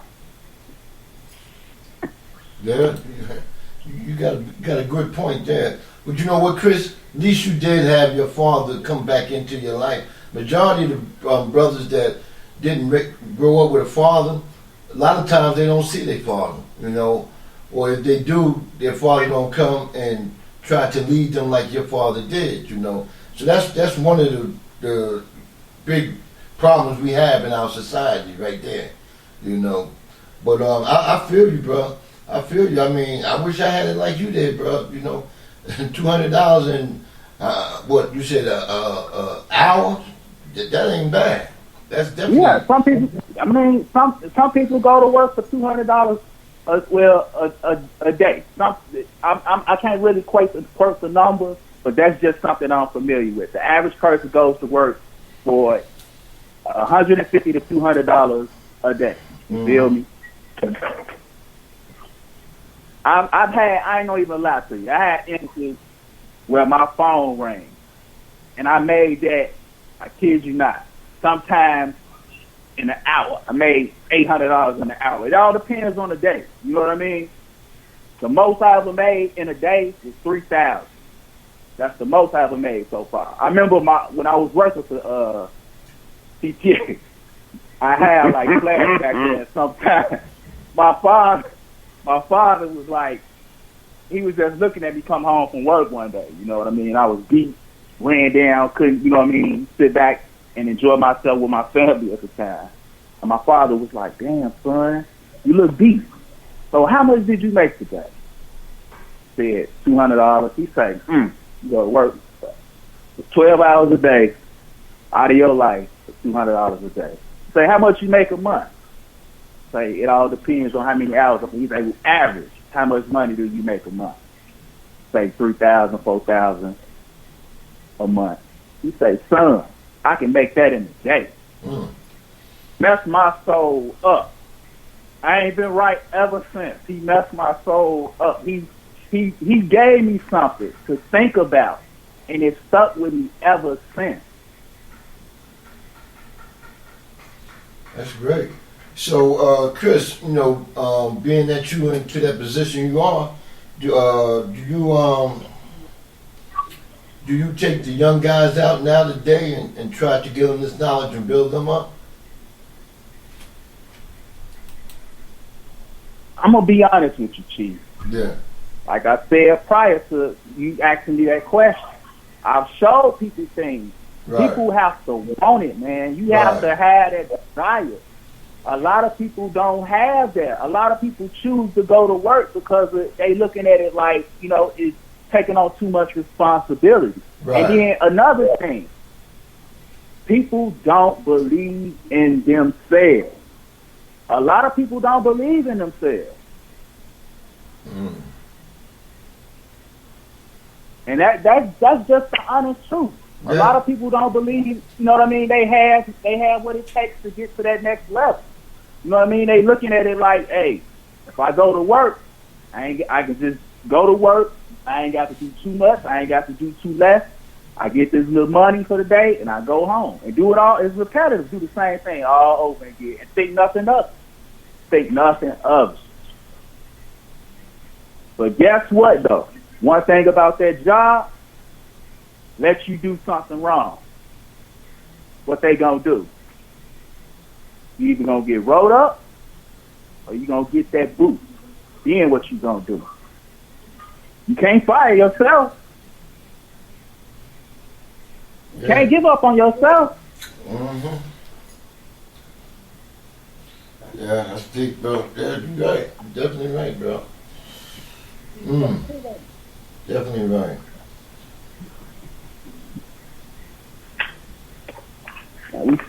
We seen people put in 20 to 25 years at that job be, and they make one mistake. Guess what? Just boom. Yeah, I seen that happen to a lady 2 years ago. 29 years, Adrian. 25 years. Yeah, and you make one mistake, they get rid of you. Okay, eventually, 2-3 years go by, maybe at the most you get your job back. But guess what happens in the middle of that time, like office work?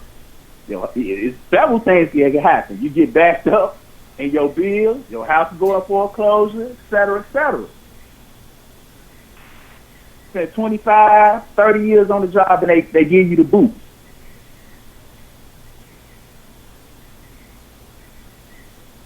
I don't know, man. People just got to want more, man. That's just me, man.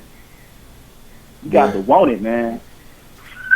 Yeah, you're a great example of it, bro. You're definitely a great example, man. Again, I'm just being 100. It's easy. It's easy to say people have to just want it. I want to ask you this question: when you say people just have to want it, the day before you had your awakening, could it have been somebody saying the exact same thing about you? But you didn't have the information you have. I don't believe people just don't want. We live in a country in which we live in a world in which you are taught, just like your mother taught you, get a job. Get a job. You turn on your television, you hear people saying the government needs to help us get jobs. Your parents telling you, get a job. Some of us are saying, this ain't for me. Others of us are saying, that's the way to go. Up until and including the moment you have that awakening, you are not wrong, either side of the fence you stand on. If you are born an entrepreneur, I tip my hat to you and say, hey, God bless you. And if you are born a person who's looking for a job, I tip your hat to you as well. Because guess what?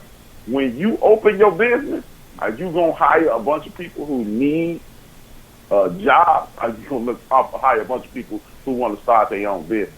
Even if you start the most successful business in the history of the United States of America, someone has to work for you. So we cannot frown. We cannot frown upon people because they are saying, I need a job, because people are trying to survive. That's true. Because if everybody wanted to own their auto mechanic shop, we would have 10 million auto mechanic shops. If everybody wanted to own their own electronic company or computer company, we have 10 million of them and nobody would be successful. So I cannot knock people who want jobs. Because everybody isn't built to be the boss. I agree with you. So that's what I'm saying. It's easy to say, oh, you just got to want it. It may not be in me. It may not be in me. But you know what it may be in me to be? The greatest manager in the history of Chris Reinhardt's company. And there's no crime in that either. Or the greatest director or something of that nature. That's just my point of view. That's my 2 cents. You know, because it's easy to say what we will and won't do and what we need to do. Okay, if everybody you told to start their own business tried it, who would they hire?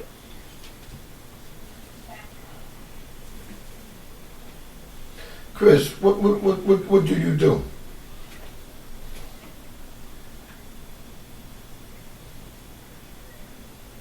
Is he still there? Yeah, I'm here. Oh, I had got disconnected from my Bluetooth device. What do you do? What is it? Yeah, what is it that you do? I'm gonna be honest with you. I'm in some of everything. I got 3 businesses. Okay. 4, working on my 4th. I ain't gonna lie to you. I hear you, I got bro. a towing company. Uh-huh. I do I'm a credit repair specialist. Okay. I help people formate their business. And my wife, she's starting her daycare center. I'm helping her out with that. Wow. So I got a lot of things going on. I'm gonna be honest with you, man. That's big, bro. Like I said, it was a lot of things that I was like. My parents, they kept certain things from me. You know what I mean? It was certain things that I got. Oh well, I'm gonna be honest. My mother, she held me back from a lot of things. There was a lot of things that she had going on around her that she was doing to better herself. Mm-hmm. But she wanted to keep me in a position where I would need her. meaning she was more controlling. You know what I mean? My mom was like that. I'll be honest with you. She was very controlling. I was like the favorite. You know what I mean? Out of my three brothers. She wanted to keep me in a certain position where I couldn't venture out and do my own things. I don't know why, but that's just what she felt. You know what I mean? She wanted to control me to a certain degree. She didn't want me to have certain things. She didn't want me to have a car when I turned 16.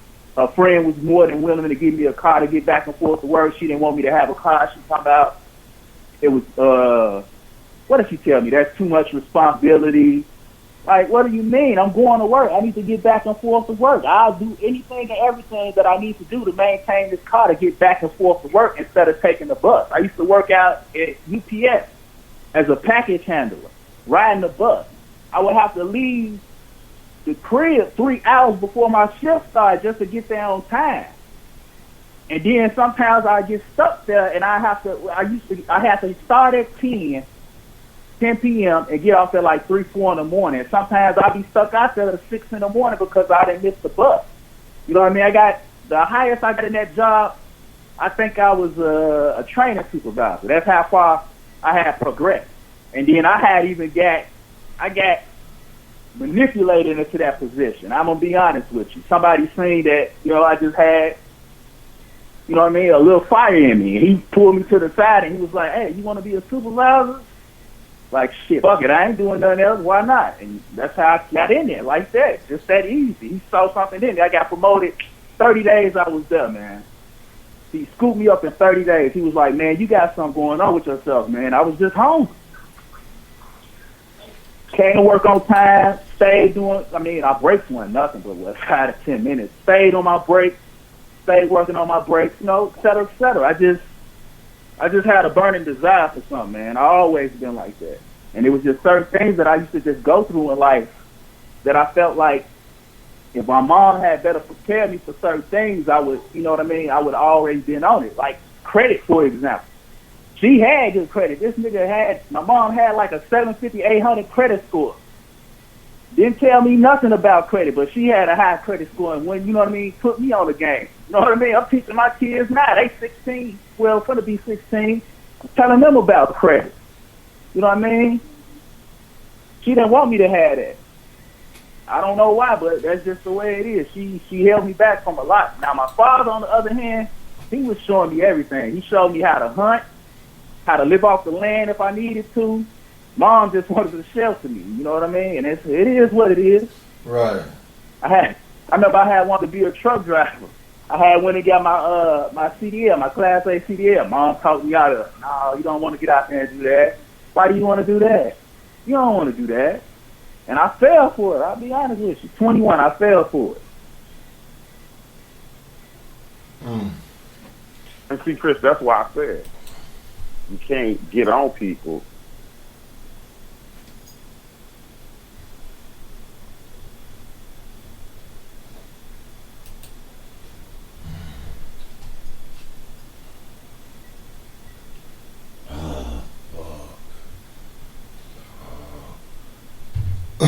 We just the phone line dropped. Oh shit. Let me see. We're gonna try to get H-Rap back up.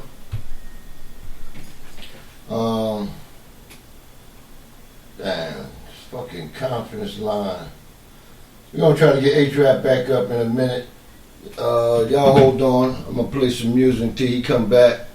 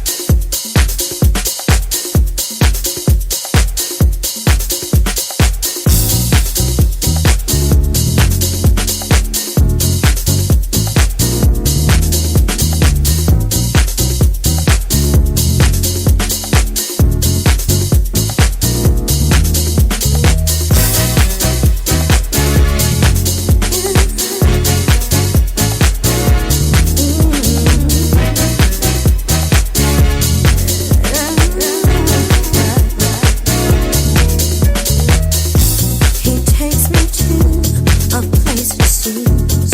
All I do is daydream. My fairy tales no longer gray. The color of love is in its face. My knight in shiny armor true. My symphony. I found my muse. Amazing joy I feel inside. The essence of him, it gets me high.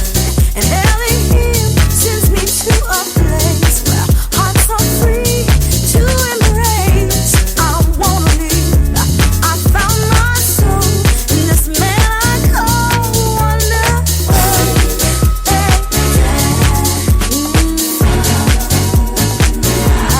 I call him baby. Oh, this lady said,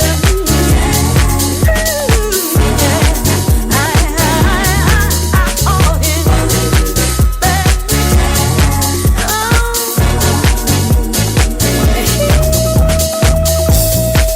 like a breeze blowing straight through me. Employees in this world, and what you, No matter what. I believe your message is, if you're unhappy in your situation, do something about it. That's all I'm saying. Right there. Okay, I'm cool. unhappy about your situation. Do something about it. Right. You know, and then I get people that's been asking me for the, like, man, in January, man, I had like 5 different people asking me, could they get on my team? I'm like, man, I can't. I'm not in a position to do it right now. Small time. You know what I mean? I have to progress. And when I get there, you know, the position will already be there for you because you asked me prior. You know what I mean? I get it, man. And that's one thing that I'm saying about our culture. You know what I mean? We have to employ ourselves. We have to put ourselves in a position where, you know what I mean, if we see somebody out there messed up or somebody looking for a job, we have to be in a position where if we see some potential in them, that we can hire them without them having to go, you know what I mean, to other places. You know what I mean? You know what I'm saying? Preach. That's all I'm really saying right there. That's my message. If you don't like your situation, if you don't like the way your community is going, if you feel like it's not enough jobs out here, create jobs. You know what I mean? Create a business. That way, start your business and you start employing people. If you feel like they taking away all the jobs, create a job. So tell me something. That's all I'm really saying. Now we've it's come- a million ways we've to come make full money circle. out here. Yeah. It's We've a come million full ways to make money out here, man. Don't let these people tell you that, or don't let these people convince you that it's only one way to make money. No, it's a lot of ways to make money. What if I told you, like, you can buy? Would people believe me if I told you can buy a house for $3,000? Okay, yeah, it's gonna need some work, or you might get lucky. Would people believe that? If I showed them, hey, look, you can buy a house for $3,000. It could be yours outright for $3,000. Would people believe that? Would people believe that if I told them, hey, man, look, you got $10,000, $10,000 saved up somewhere? Hey, man, look, it's a house over there. Woo, go buy that house. It'll be yours. You don't owe nothing on it but the taxes when it come around that shit. Would people believe that? Oh, you ain't got the money to fix it up? Oh, look. What's your credit? Your credit score is that and other? Okay. Apply for this loan, get this loan, throw it in this house, get this house fixed up to par, sell it. Okay, you bought it for 15, dump what? Say what, 30, 40,000 in it? Sell it for 100. Sell it for 150,000.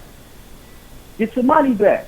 Guess what? You ain't even got to have all the cash up front like that to get it repaired. All you need is that little money, that little that little $15,000 put up somewhere. That'll get you started somewhere. Once you get your foundation, you utilize your credit. Utilize your credit, get a loan, and do what you need to do. Don't get a loan, you know what I mean, just jag it off. I call this good debt. Because a good debt pays for itself. You feel me? Bad debt you just have to pay it back. You going to work to pay it. Oh, you ain't getting nothing back. Bad debt takes money from you. Good debt pays for itself. It brings you something in return.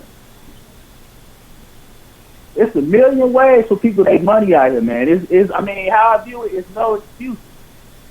It's no excuses. There's always a demand for something, somewhat. You just have to tap into that, that channel somewhere. So eventually you're gonna end up getting you, say, a business that you can hire you several employees to work for you, so that then you can teach them. Of course. Okay. Of course. Yeah. Of course. Because I know the other way. I already.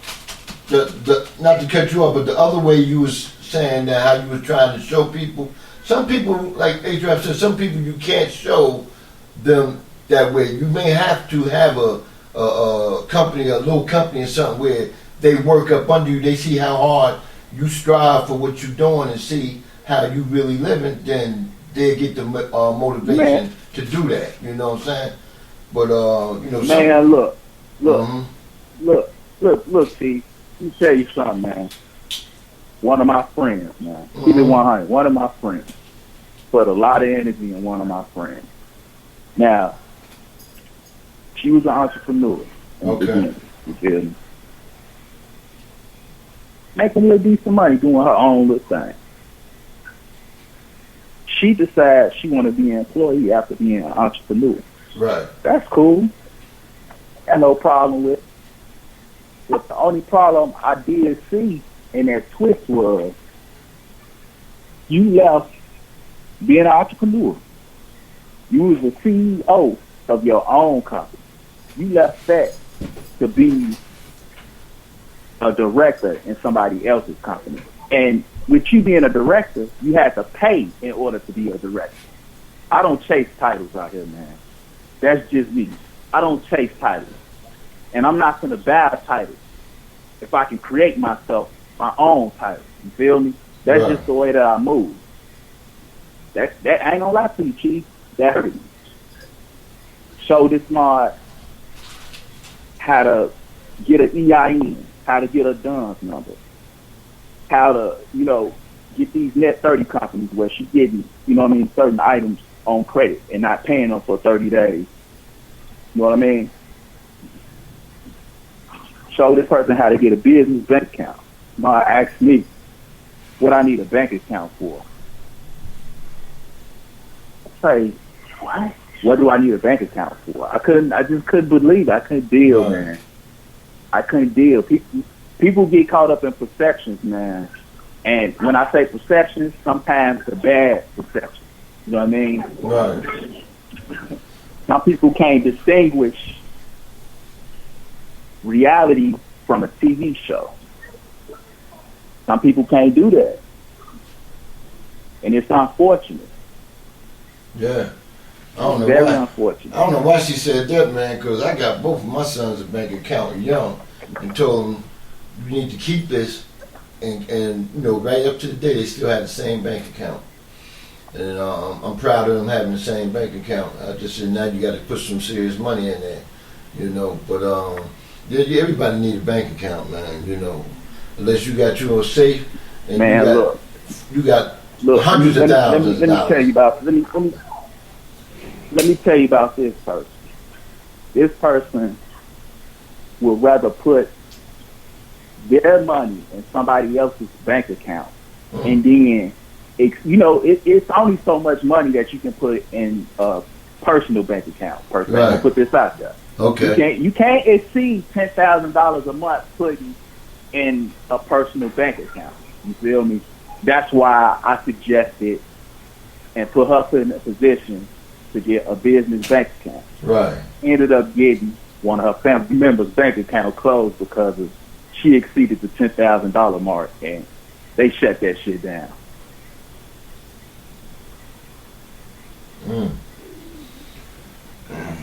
Yeah, I mean, it's some people. I don't know. some people just, I don't know. I don't know what to say, man. I want to say some people don't listen, or some people take what you what I mean, you saying, and they don't utilize it. But hey, all I know is I did everything that I could. I gave people the right information.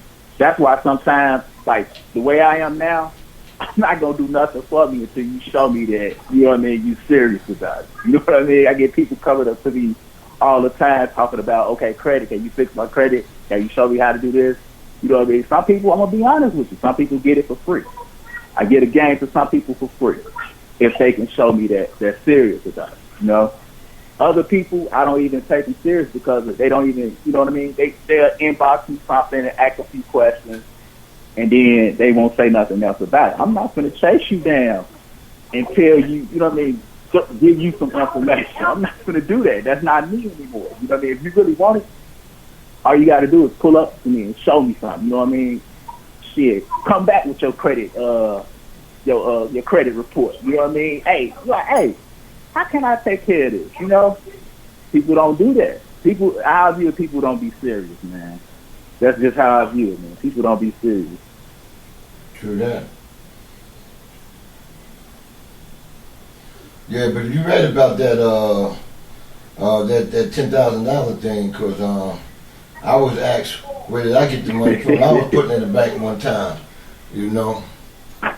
So them banks don't play, man. They had a motherfucking man on you in a minute.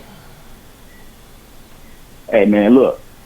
People get, like I said, people don't know how to distinguish reality from television. People think that you can go to the car dealership and drop, you know what I mean, over $10,000 and buy a car off the lot with just straight cash. I'm like, no, you can't do that anymore. That used to be like that in the 80s and 90s, but you can't do that shit now. The IRS would be all over that fucking car lot asking them, how the fuck did you let this happen? It don't work like that no more, man. Yeah. If you making money like that, put it in the bank. There's ways to do things. Even if you got your, I ain't gonna even do that on this show, but there's ways around things, and that's just that. But people think that, you know what I mean, they can do anything with just cash like that. You can't do that. You know what I mean? Even if you are making your money legitimate, it's still a certain way that you're supposed to handle your cash. You know what I mean? Me personally, I'm gonna be honest with you. I don't even like leaving out the crib with more than $100 cash on. All my money is on plastic. Yeah, I don't carry no cash with me over $100. I don't do that. I don't even carry $1 with me, man, because that'd be less of motherfucker. Because a motherfucker rob you and you only give them $1, they mad. So I don't even carry no money. If you can do some of these cars, you go do it, but they'll be canceled before you get there. You better believe that. Man. Man. Man. And I'm so hip to the game, I use it to my advantage. You know what I mean? I'm going to be honest with you. Hey, I come from the street. I know some tricks of the trade. So if I feel like I can, you know what I mean, take advantage of a situation, I will do it. You won't get over on me. You be doing me a favor. That's how I look at life now. People think they be getting over on people. No, that's not a reality to me. You doing me a favor most of the time, majority of the time. You doing me a favor. You ain't getting over on me. You doing me a favor. That's just how I view certain things, man. Some people sit back and they cry over certain things, cry over spoiled milk. Hey, I don't look at it like that anymore, man. Right. And then there's certain things that I look at life like, hey, what's the part of life? Hey, what I say? If every day is a sunny day, then what's a sunny day? That's just how I view it. Yeah. Every day is a sunny day, then what's a sunny day? I want some pain behind me. The pain makes me feel alive. I want something to force me. I like a challenge. Give me some motivation. I'm never content. I'm never happy in my position. I ain't never happy. I take all them sunny days. Man, you like all sunny days? You give them all to me. I still work hard up. I work hard on sunny days. Fuck that. Hey, ain't nothing wrong with that, B. Ain't nothing wrong with that. I just like a challenge. I ain't gonna hog up your time. Damn, I've been on the line with y'all too long, man. Y'all got other callers on the line? Nah, nobody came on, man. It's all good. It's all good, bro. I got one question because I was sitting back in the chat room earlier, and I just couldn't believe it. I'm gonna be honest with you, Chief. I was sitting back, I was like, what is the relevance of this? What made that topic so relevant for you to just put it out there? Because of what's going on. Because what's going on. Yeah, because what's going on, and plus, you know, I knew people that know them real good. But what's going on out here today, man? You know, with all this virus and stuff, you know, for her to mention that, you know, and I read it and I said, you know, I'm running it across to the people, you know. But yeah, man, you know, I know the brother is you know him back before, but now the brother has changed a lot. The brother's more sincere, you know, and he wants that type of life, you know, the marriage life. So, you know, I just put it there. Let me say something. I'm talking about just me right now. Entertainers, they don't move me.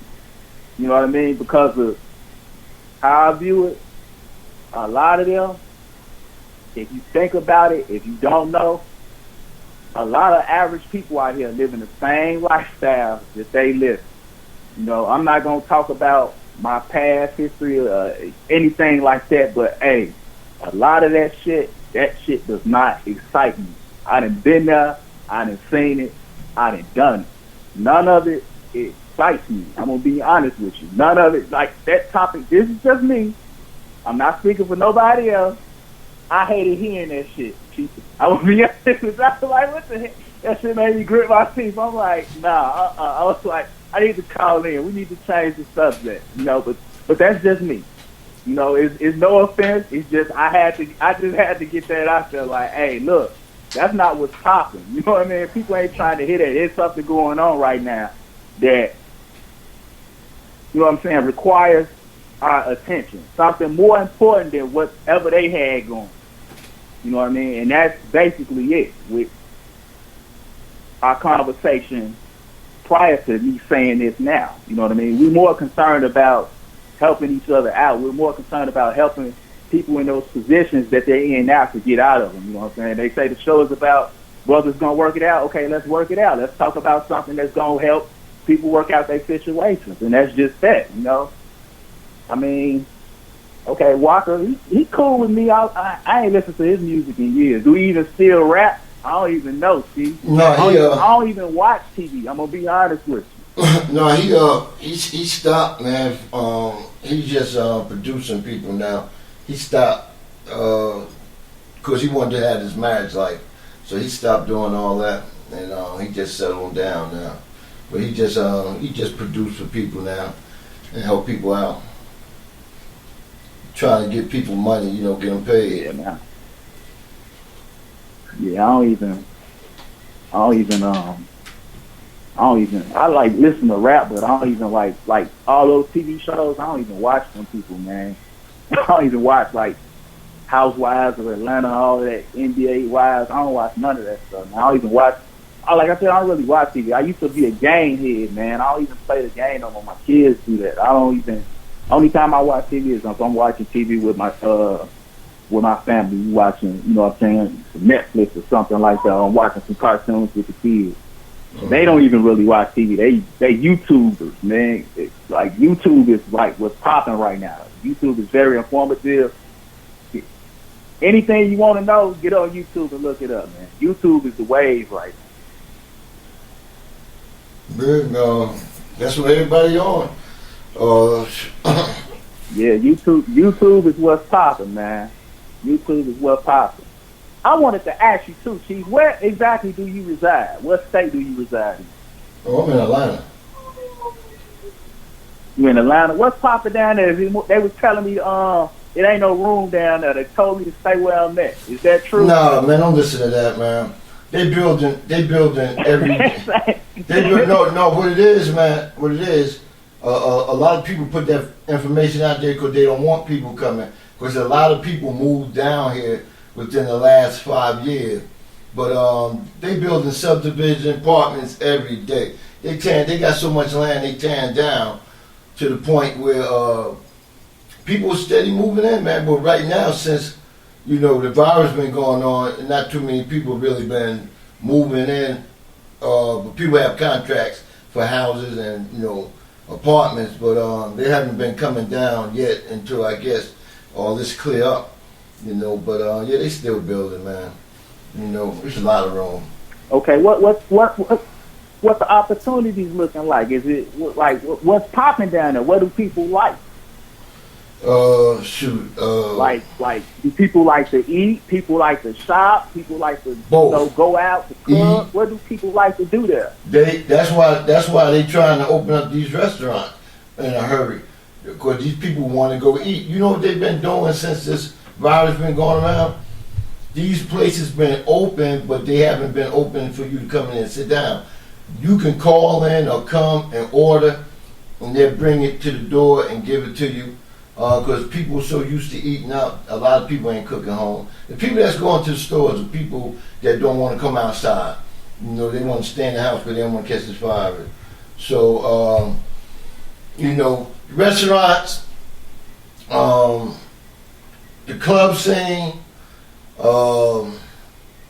let me see. It's a lot of things, man. Right now, booming, man. Like what you doing, you would make a killing, and all for your position. That's like where I'm said, at. Yeah, like you said, your wife into hair, man. That's all they think about down here is their hair, man. That's why a lot of beauticians want to open up this weekend because they got to pay their staff. Their staff, they dying for money, and it's a lot of people want to get their hair done because they haven't been done in almost 2 months now, and they're dying to get their hair done because ain't nobody coming over your house doing it. Man. Mm-hmm. So I mean, like a lot of those businesses that's established legitly, they'll be able to apply for a loan. You know what I mean?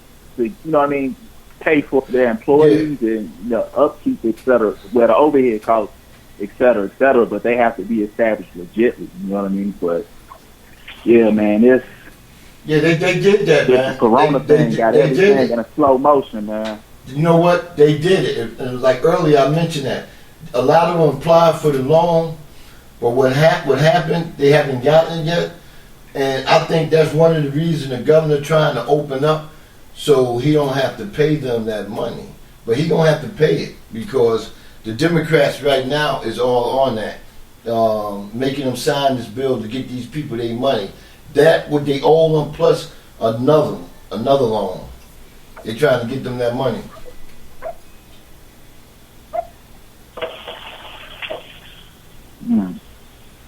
Yeah. What's the real estate market like down there? Are properties expensive there? It all depends. It all depends on what area you're in. If you're close to the airport, it can get a little expensive. That's where I live at. If you move up like Buckhead, Alpharetta area, some parts of Kennesaw, you're into the money. But a lot of our people is moving out like out west of 20, like the Conyers, Commerce area, out that way, Conyers and I can't think of the other little town, but out that way, a lot of people moving out that way. People moving up west of 20, like the Douglasville area, Billerica area, because they're getting nice pieces of land for cheap. The more you closer into the city, the more you pay. But you go outside the city, you get a lot of land and you're not paying that much.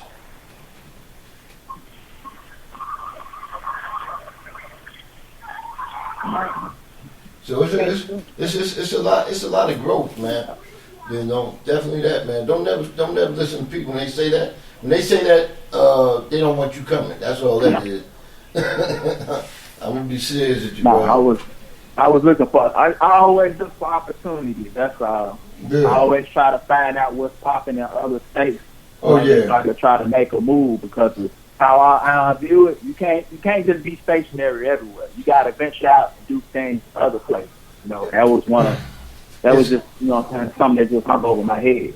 This is one place where a lot of black people is making their own money, bro. Believe me, it's a lot of entrepreneurs here, man. They got their businesses open. Every time I look around, like I tell A-Trap on one of the shows, this brother just had a piece of property. He made a grocery store right there, you know. And I went in there and I shook the brother hand, man, tell him this is what we need. You know, we need this and we need to grow more. And he's still open even though this is going on. But you know one thing he's doing that a lot of other people ain't doing? He's letting people in 3 at a time.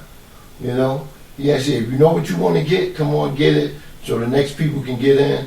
You know, he going about the thing the right way. And I get that brother, I can't wait till it's over with, man, so I can go over there and tell him, man, every time I pass through, I see how you doing. And he's still doing his thing.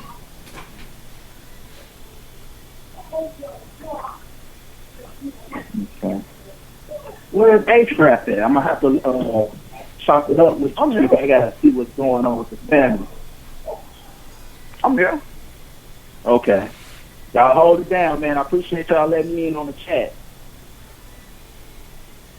All right, Chris, brother. you have a great night, my brother. Call. All right, Yes, likewise. indeed.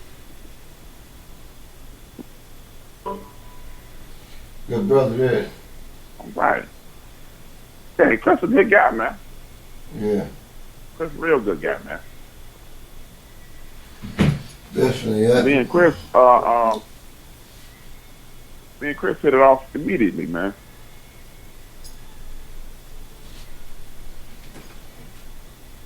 Yeah, man. I'm gonna come down to Atlanta. Open up me a massage spot. I hear they cracking down there. Oh yeah, yeah. You gonna run it or you gonna do massages? For the women, I do it. Yeah. Yeah, I'm quite sure. I ain't. I don't want you to go the other I ain't way. rubbing now. on no dudes. Yeah, yeah. Yeah, definitely that, bro. But yeah, man. This virus thing, man, got us shelled, man. I just want to be happy, man. I just get tired every day. The president coming on there with different lies and different stories.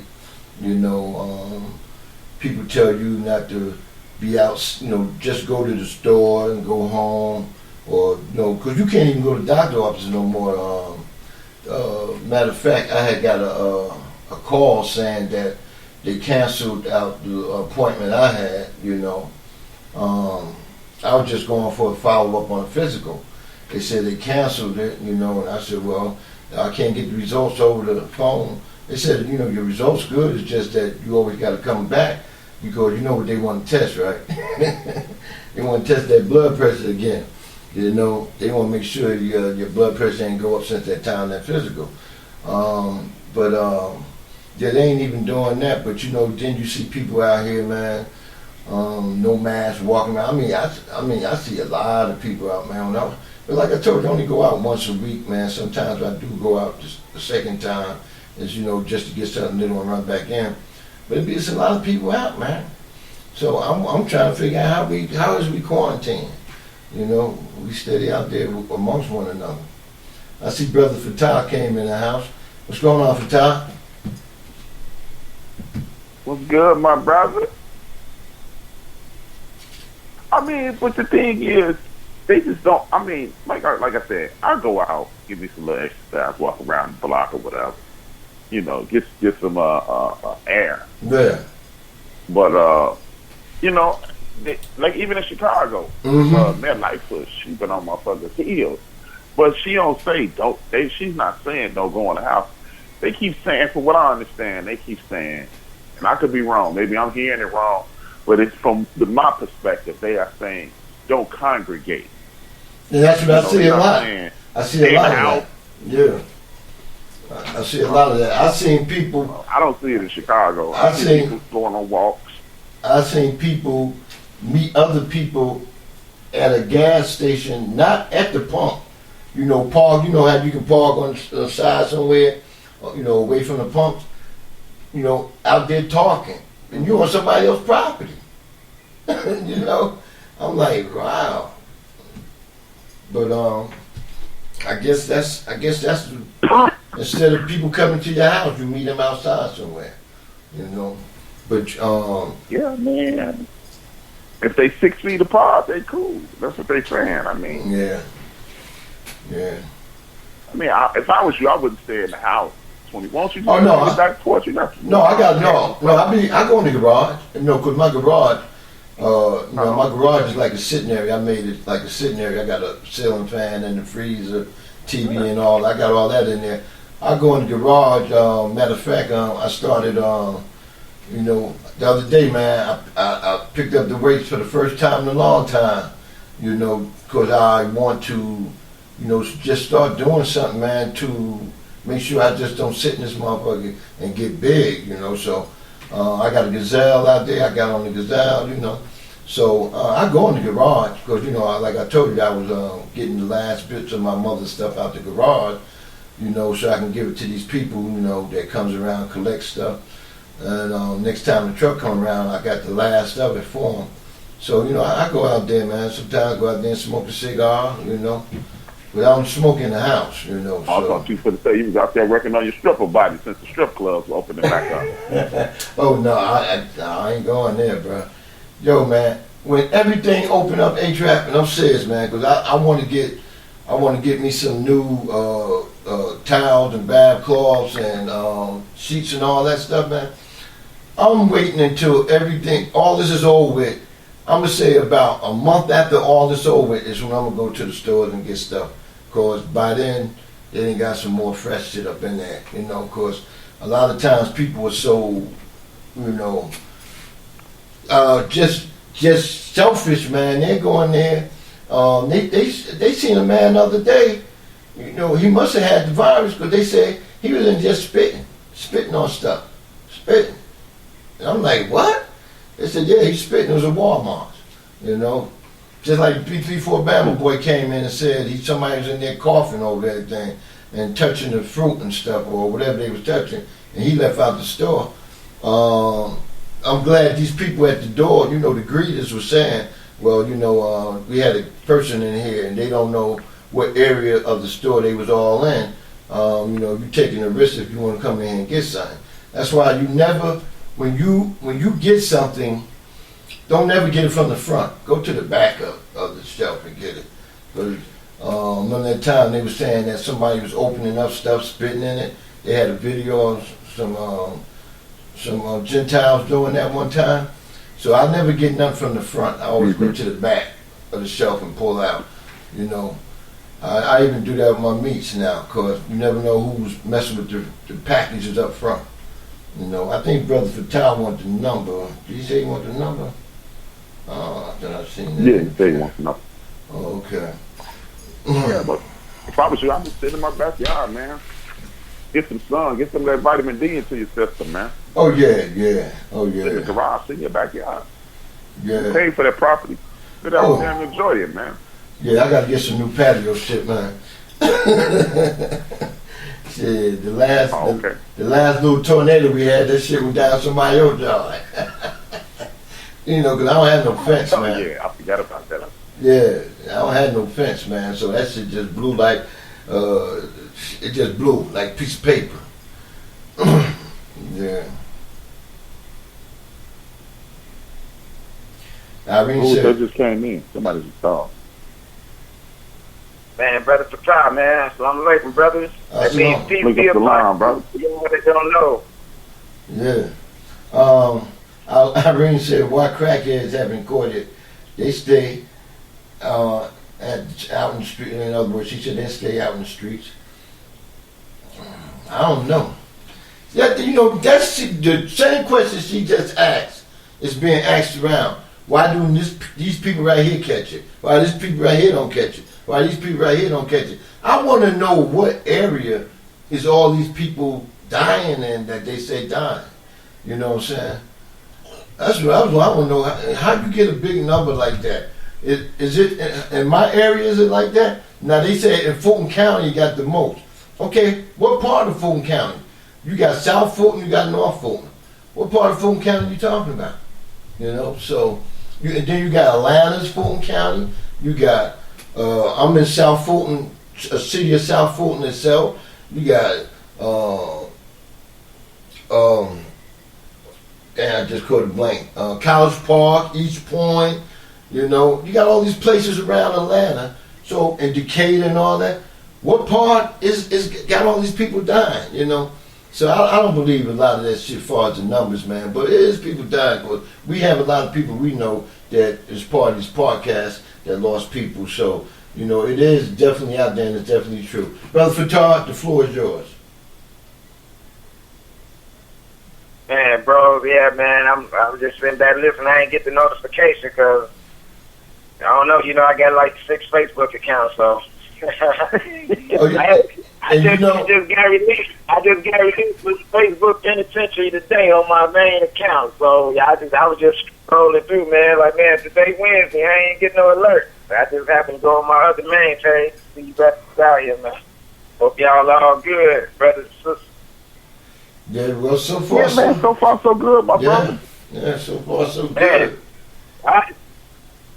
Man, speaking on that topic, on this coronavirus, this man-made manufactured bullshit, that mankind, not necessarily the white man, you know, any person outside the black man is called mankind because they the kind of man that was made or grafted from the original man. So that's Chinese, Japanese, Hispanics, and white man. I don't know what's going on, bro. You know, I've been hearing a lot of hearsay, and man, people may be what they call asymptomatic. You know, you might have it, but you ain't showing no symptoms, but you can pass it on. But man, ain't no telling, bro, brothers and sisters, ain't no telling, man, how long this shit been out here and it just been activated. Yeah. You know, I've been hearing this 5G, you know, conspiracy. Man, who knows, man?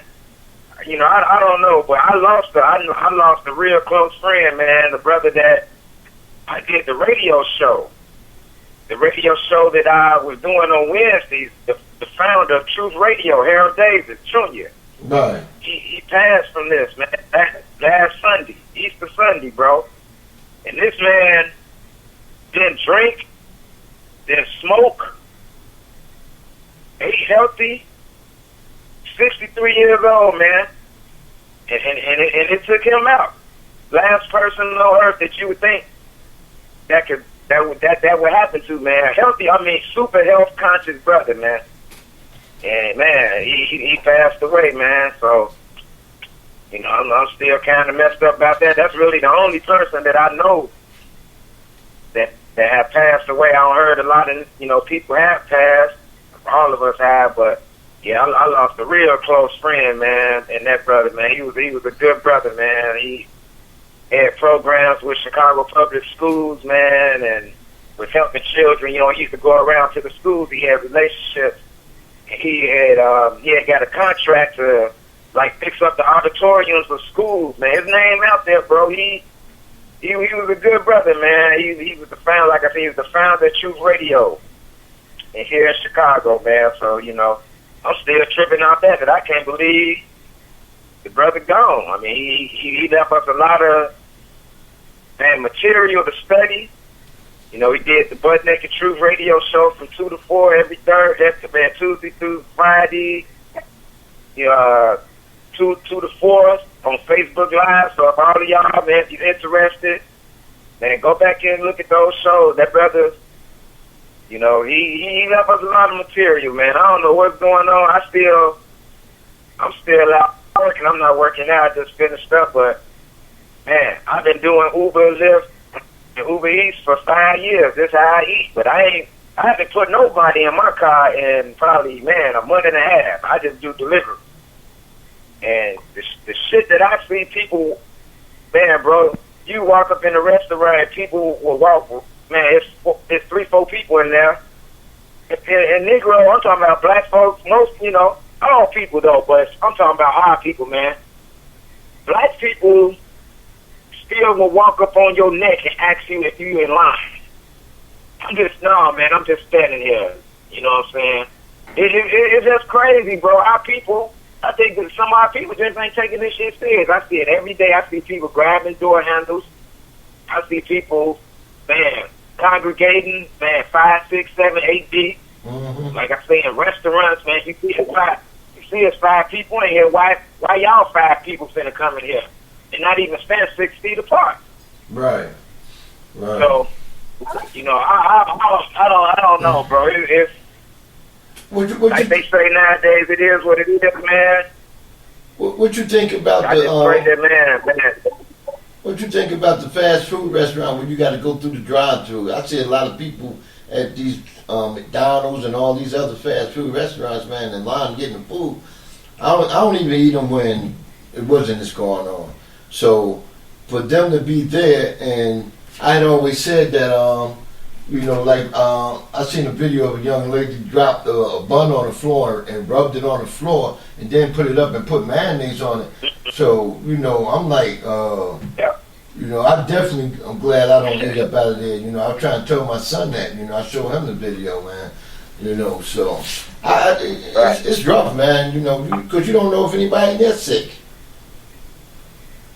Right. I prefer to go through the drive-thru if there's nobody there, because, man, what I do, time is money. If I can go in there and show y'all, hey, I got this order to pick up, and there's, man, 1 or 2 people in there, and, man, I can walk in there and get it versus sitting in the drive-thru line and I pull up in this 8 car. That's not good for me. You know what I'm saying? But if the drive-thru is available, if I ain't got to walk in the place, man, that's good, because I ain't put myself into that era that was there before I even got there. But a lot of restaurants in Chicago, man, they meeting you at the door. And you show them your phone with the Uber code and the name, and they already got it bagged, and they're like, okay, we're working on it. So it's been steps taken, man, to, stop people from coming in, man, 15 deep. But some of these restaurants ain't doing that, man. And I see it every day. It happens to me every day. I look back and look at dude, and you don't know if motherfucker gonna shoot you or not, man. Like 6 feet, I just look at him motherfucker and just like step off from him. You know what I'm saying? Like, man, you don't know why you 3 feet, why you 2 feet behind me, man. You supposed to be, man, standing over there. It's crazy, man. But this the way I gotta live. This the way that I chose to live. This the life, the job that I, man, contracted with. But the past month, business is booming. That first week, I was hurting. I was like, damn, I don't know what I'm gonna do, but this is the only way you can eat now. You gotta go order food or have some, or, pay for it online, via Uber Eats, Grubhub, or whatever, DoorDash. So it's man, God bless me, even though it's messed up. Yeah, that's good, bro. I'm still able to make a living, man, and, and a nice little piece of change every day, you know what I'm saying? Of course, I can make more if I choose to put people in my car, but ain't nobody getting in my car but my girl. That's it. Nobody else getting in the car, man. So that's all I got to say, man. I'm going to go back. I know I came in late, man. I love you brothers and sisters, man. Y'all stay safe out there, man. Pray for y'all families. And, man, hope we get through this, man. Yeah, definitely that, bro. We glad you come through. You gonna be doing your show anytime soon? No, like I say, the brother the show I was on, he passed. Oh. The radio station don't exist no more. Wow. Okay. The equipment is gone. The show is over, bro. The founder of the radio station passed away. Yeah. And so that's over, bro. Oh, I didn't know who equipment. I didn't know who equipment it was. It's high. Yeah. Oh, okay. Sorry to hear that, man. Especially with the brother, and then oh man, that's something, bro. But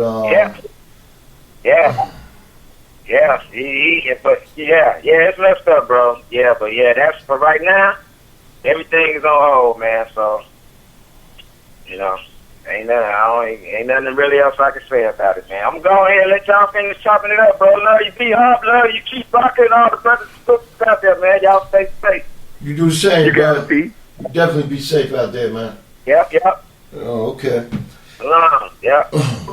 You already know how we do it, brother. Yeah. Hey, so, do you still do your thing or what? Nah, it's over. Yeah, because I know Brother somebody. crack now. Okay, somebody that does it told me that they offered unemployment. Oh, nah. No. Oh, okay. I didn't know, man. Nah, man. You know me, man. I got 7 streams of income. I'm gonna make it happen one way or another. Right. Get a lot of old ladies grab hold to their purses. That's 8. Yeah.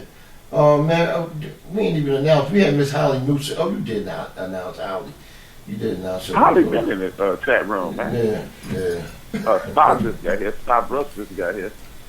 Yeah. Well, we got about 6 minutes, man. So, floor is yours. Let everybody know what's going on with you. All right, well, everybody know I do my show on Saturday, and Rocka is starting up a new Get Down next week. It's the beginning of May. No, the second week. Rocka is taking over the universe. Second week. The 13th. The 13th? Yeah. And so Rocka taking over the universe, y'all. He ain't came up with a name yet. I guess it's Rocka taking over the universe. No.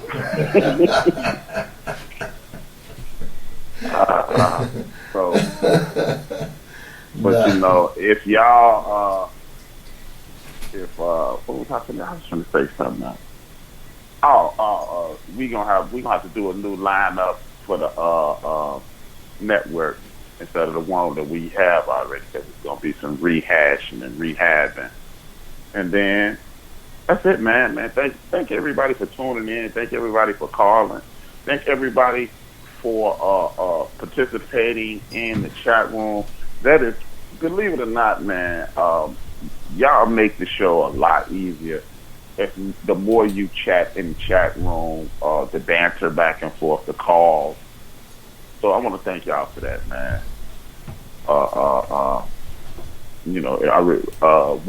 Everybody that built this network, DJ Knox, She's Roundtree, DJ Mooka Dean, Lisa Duke, Buster, Chief Rocka, and myself. We thank y'all for the support that y'all give us.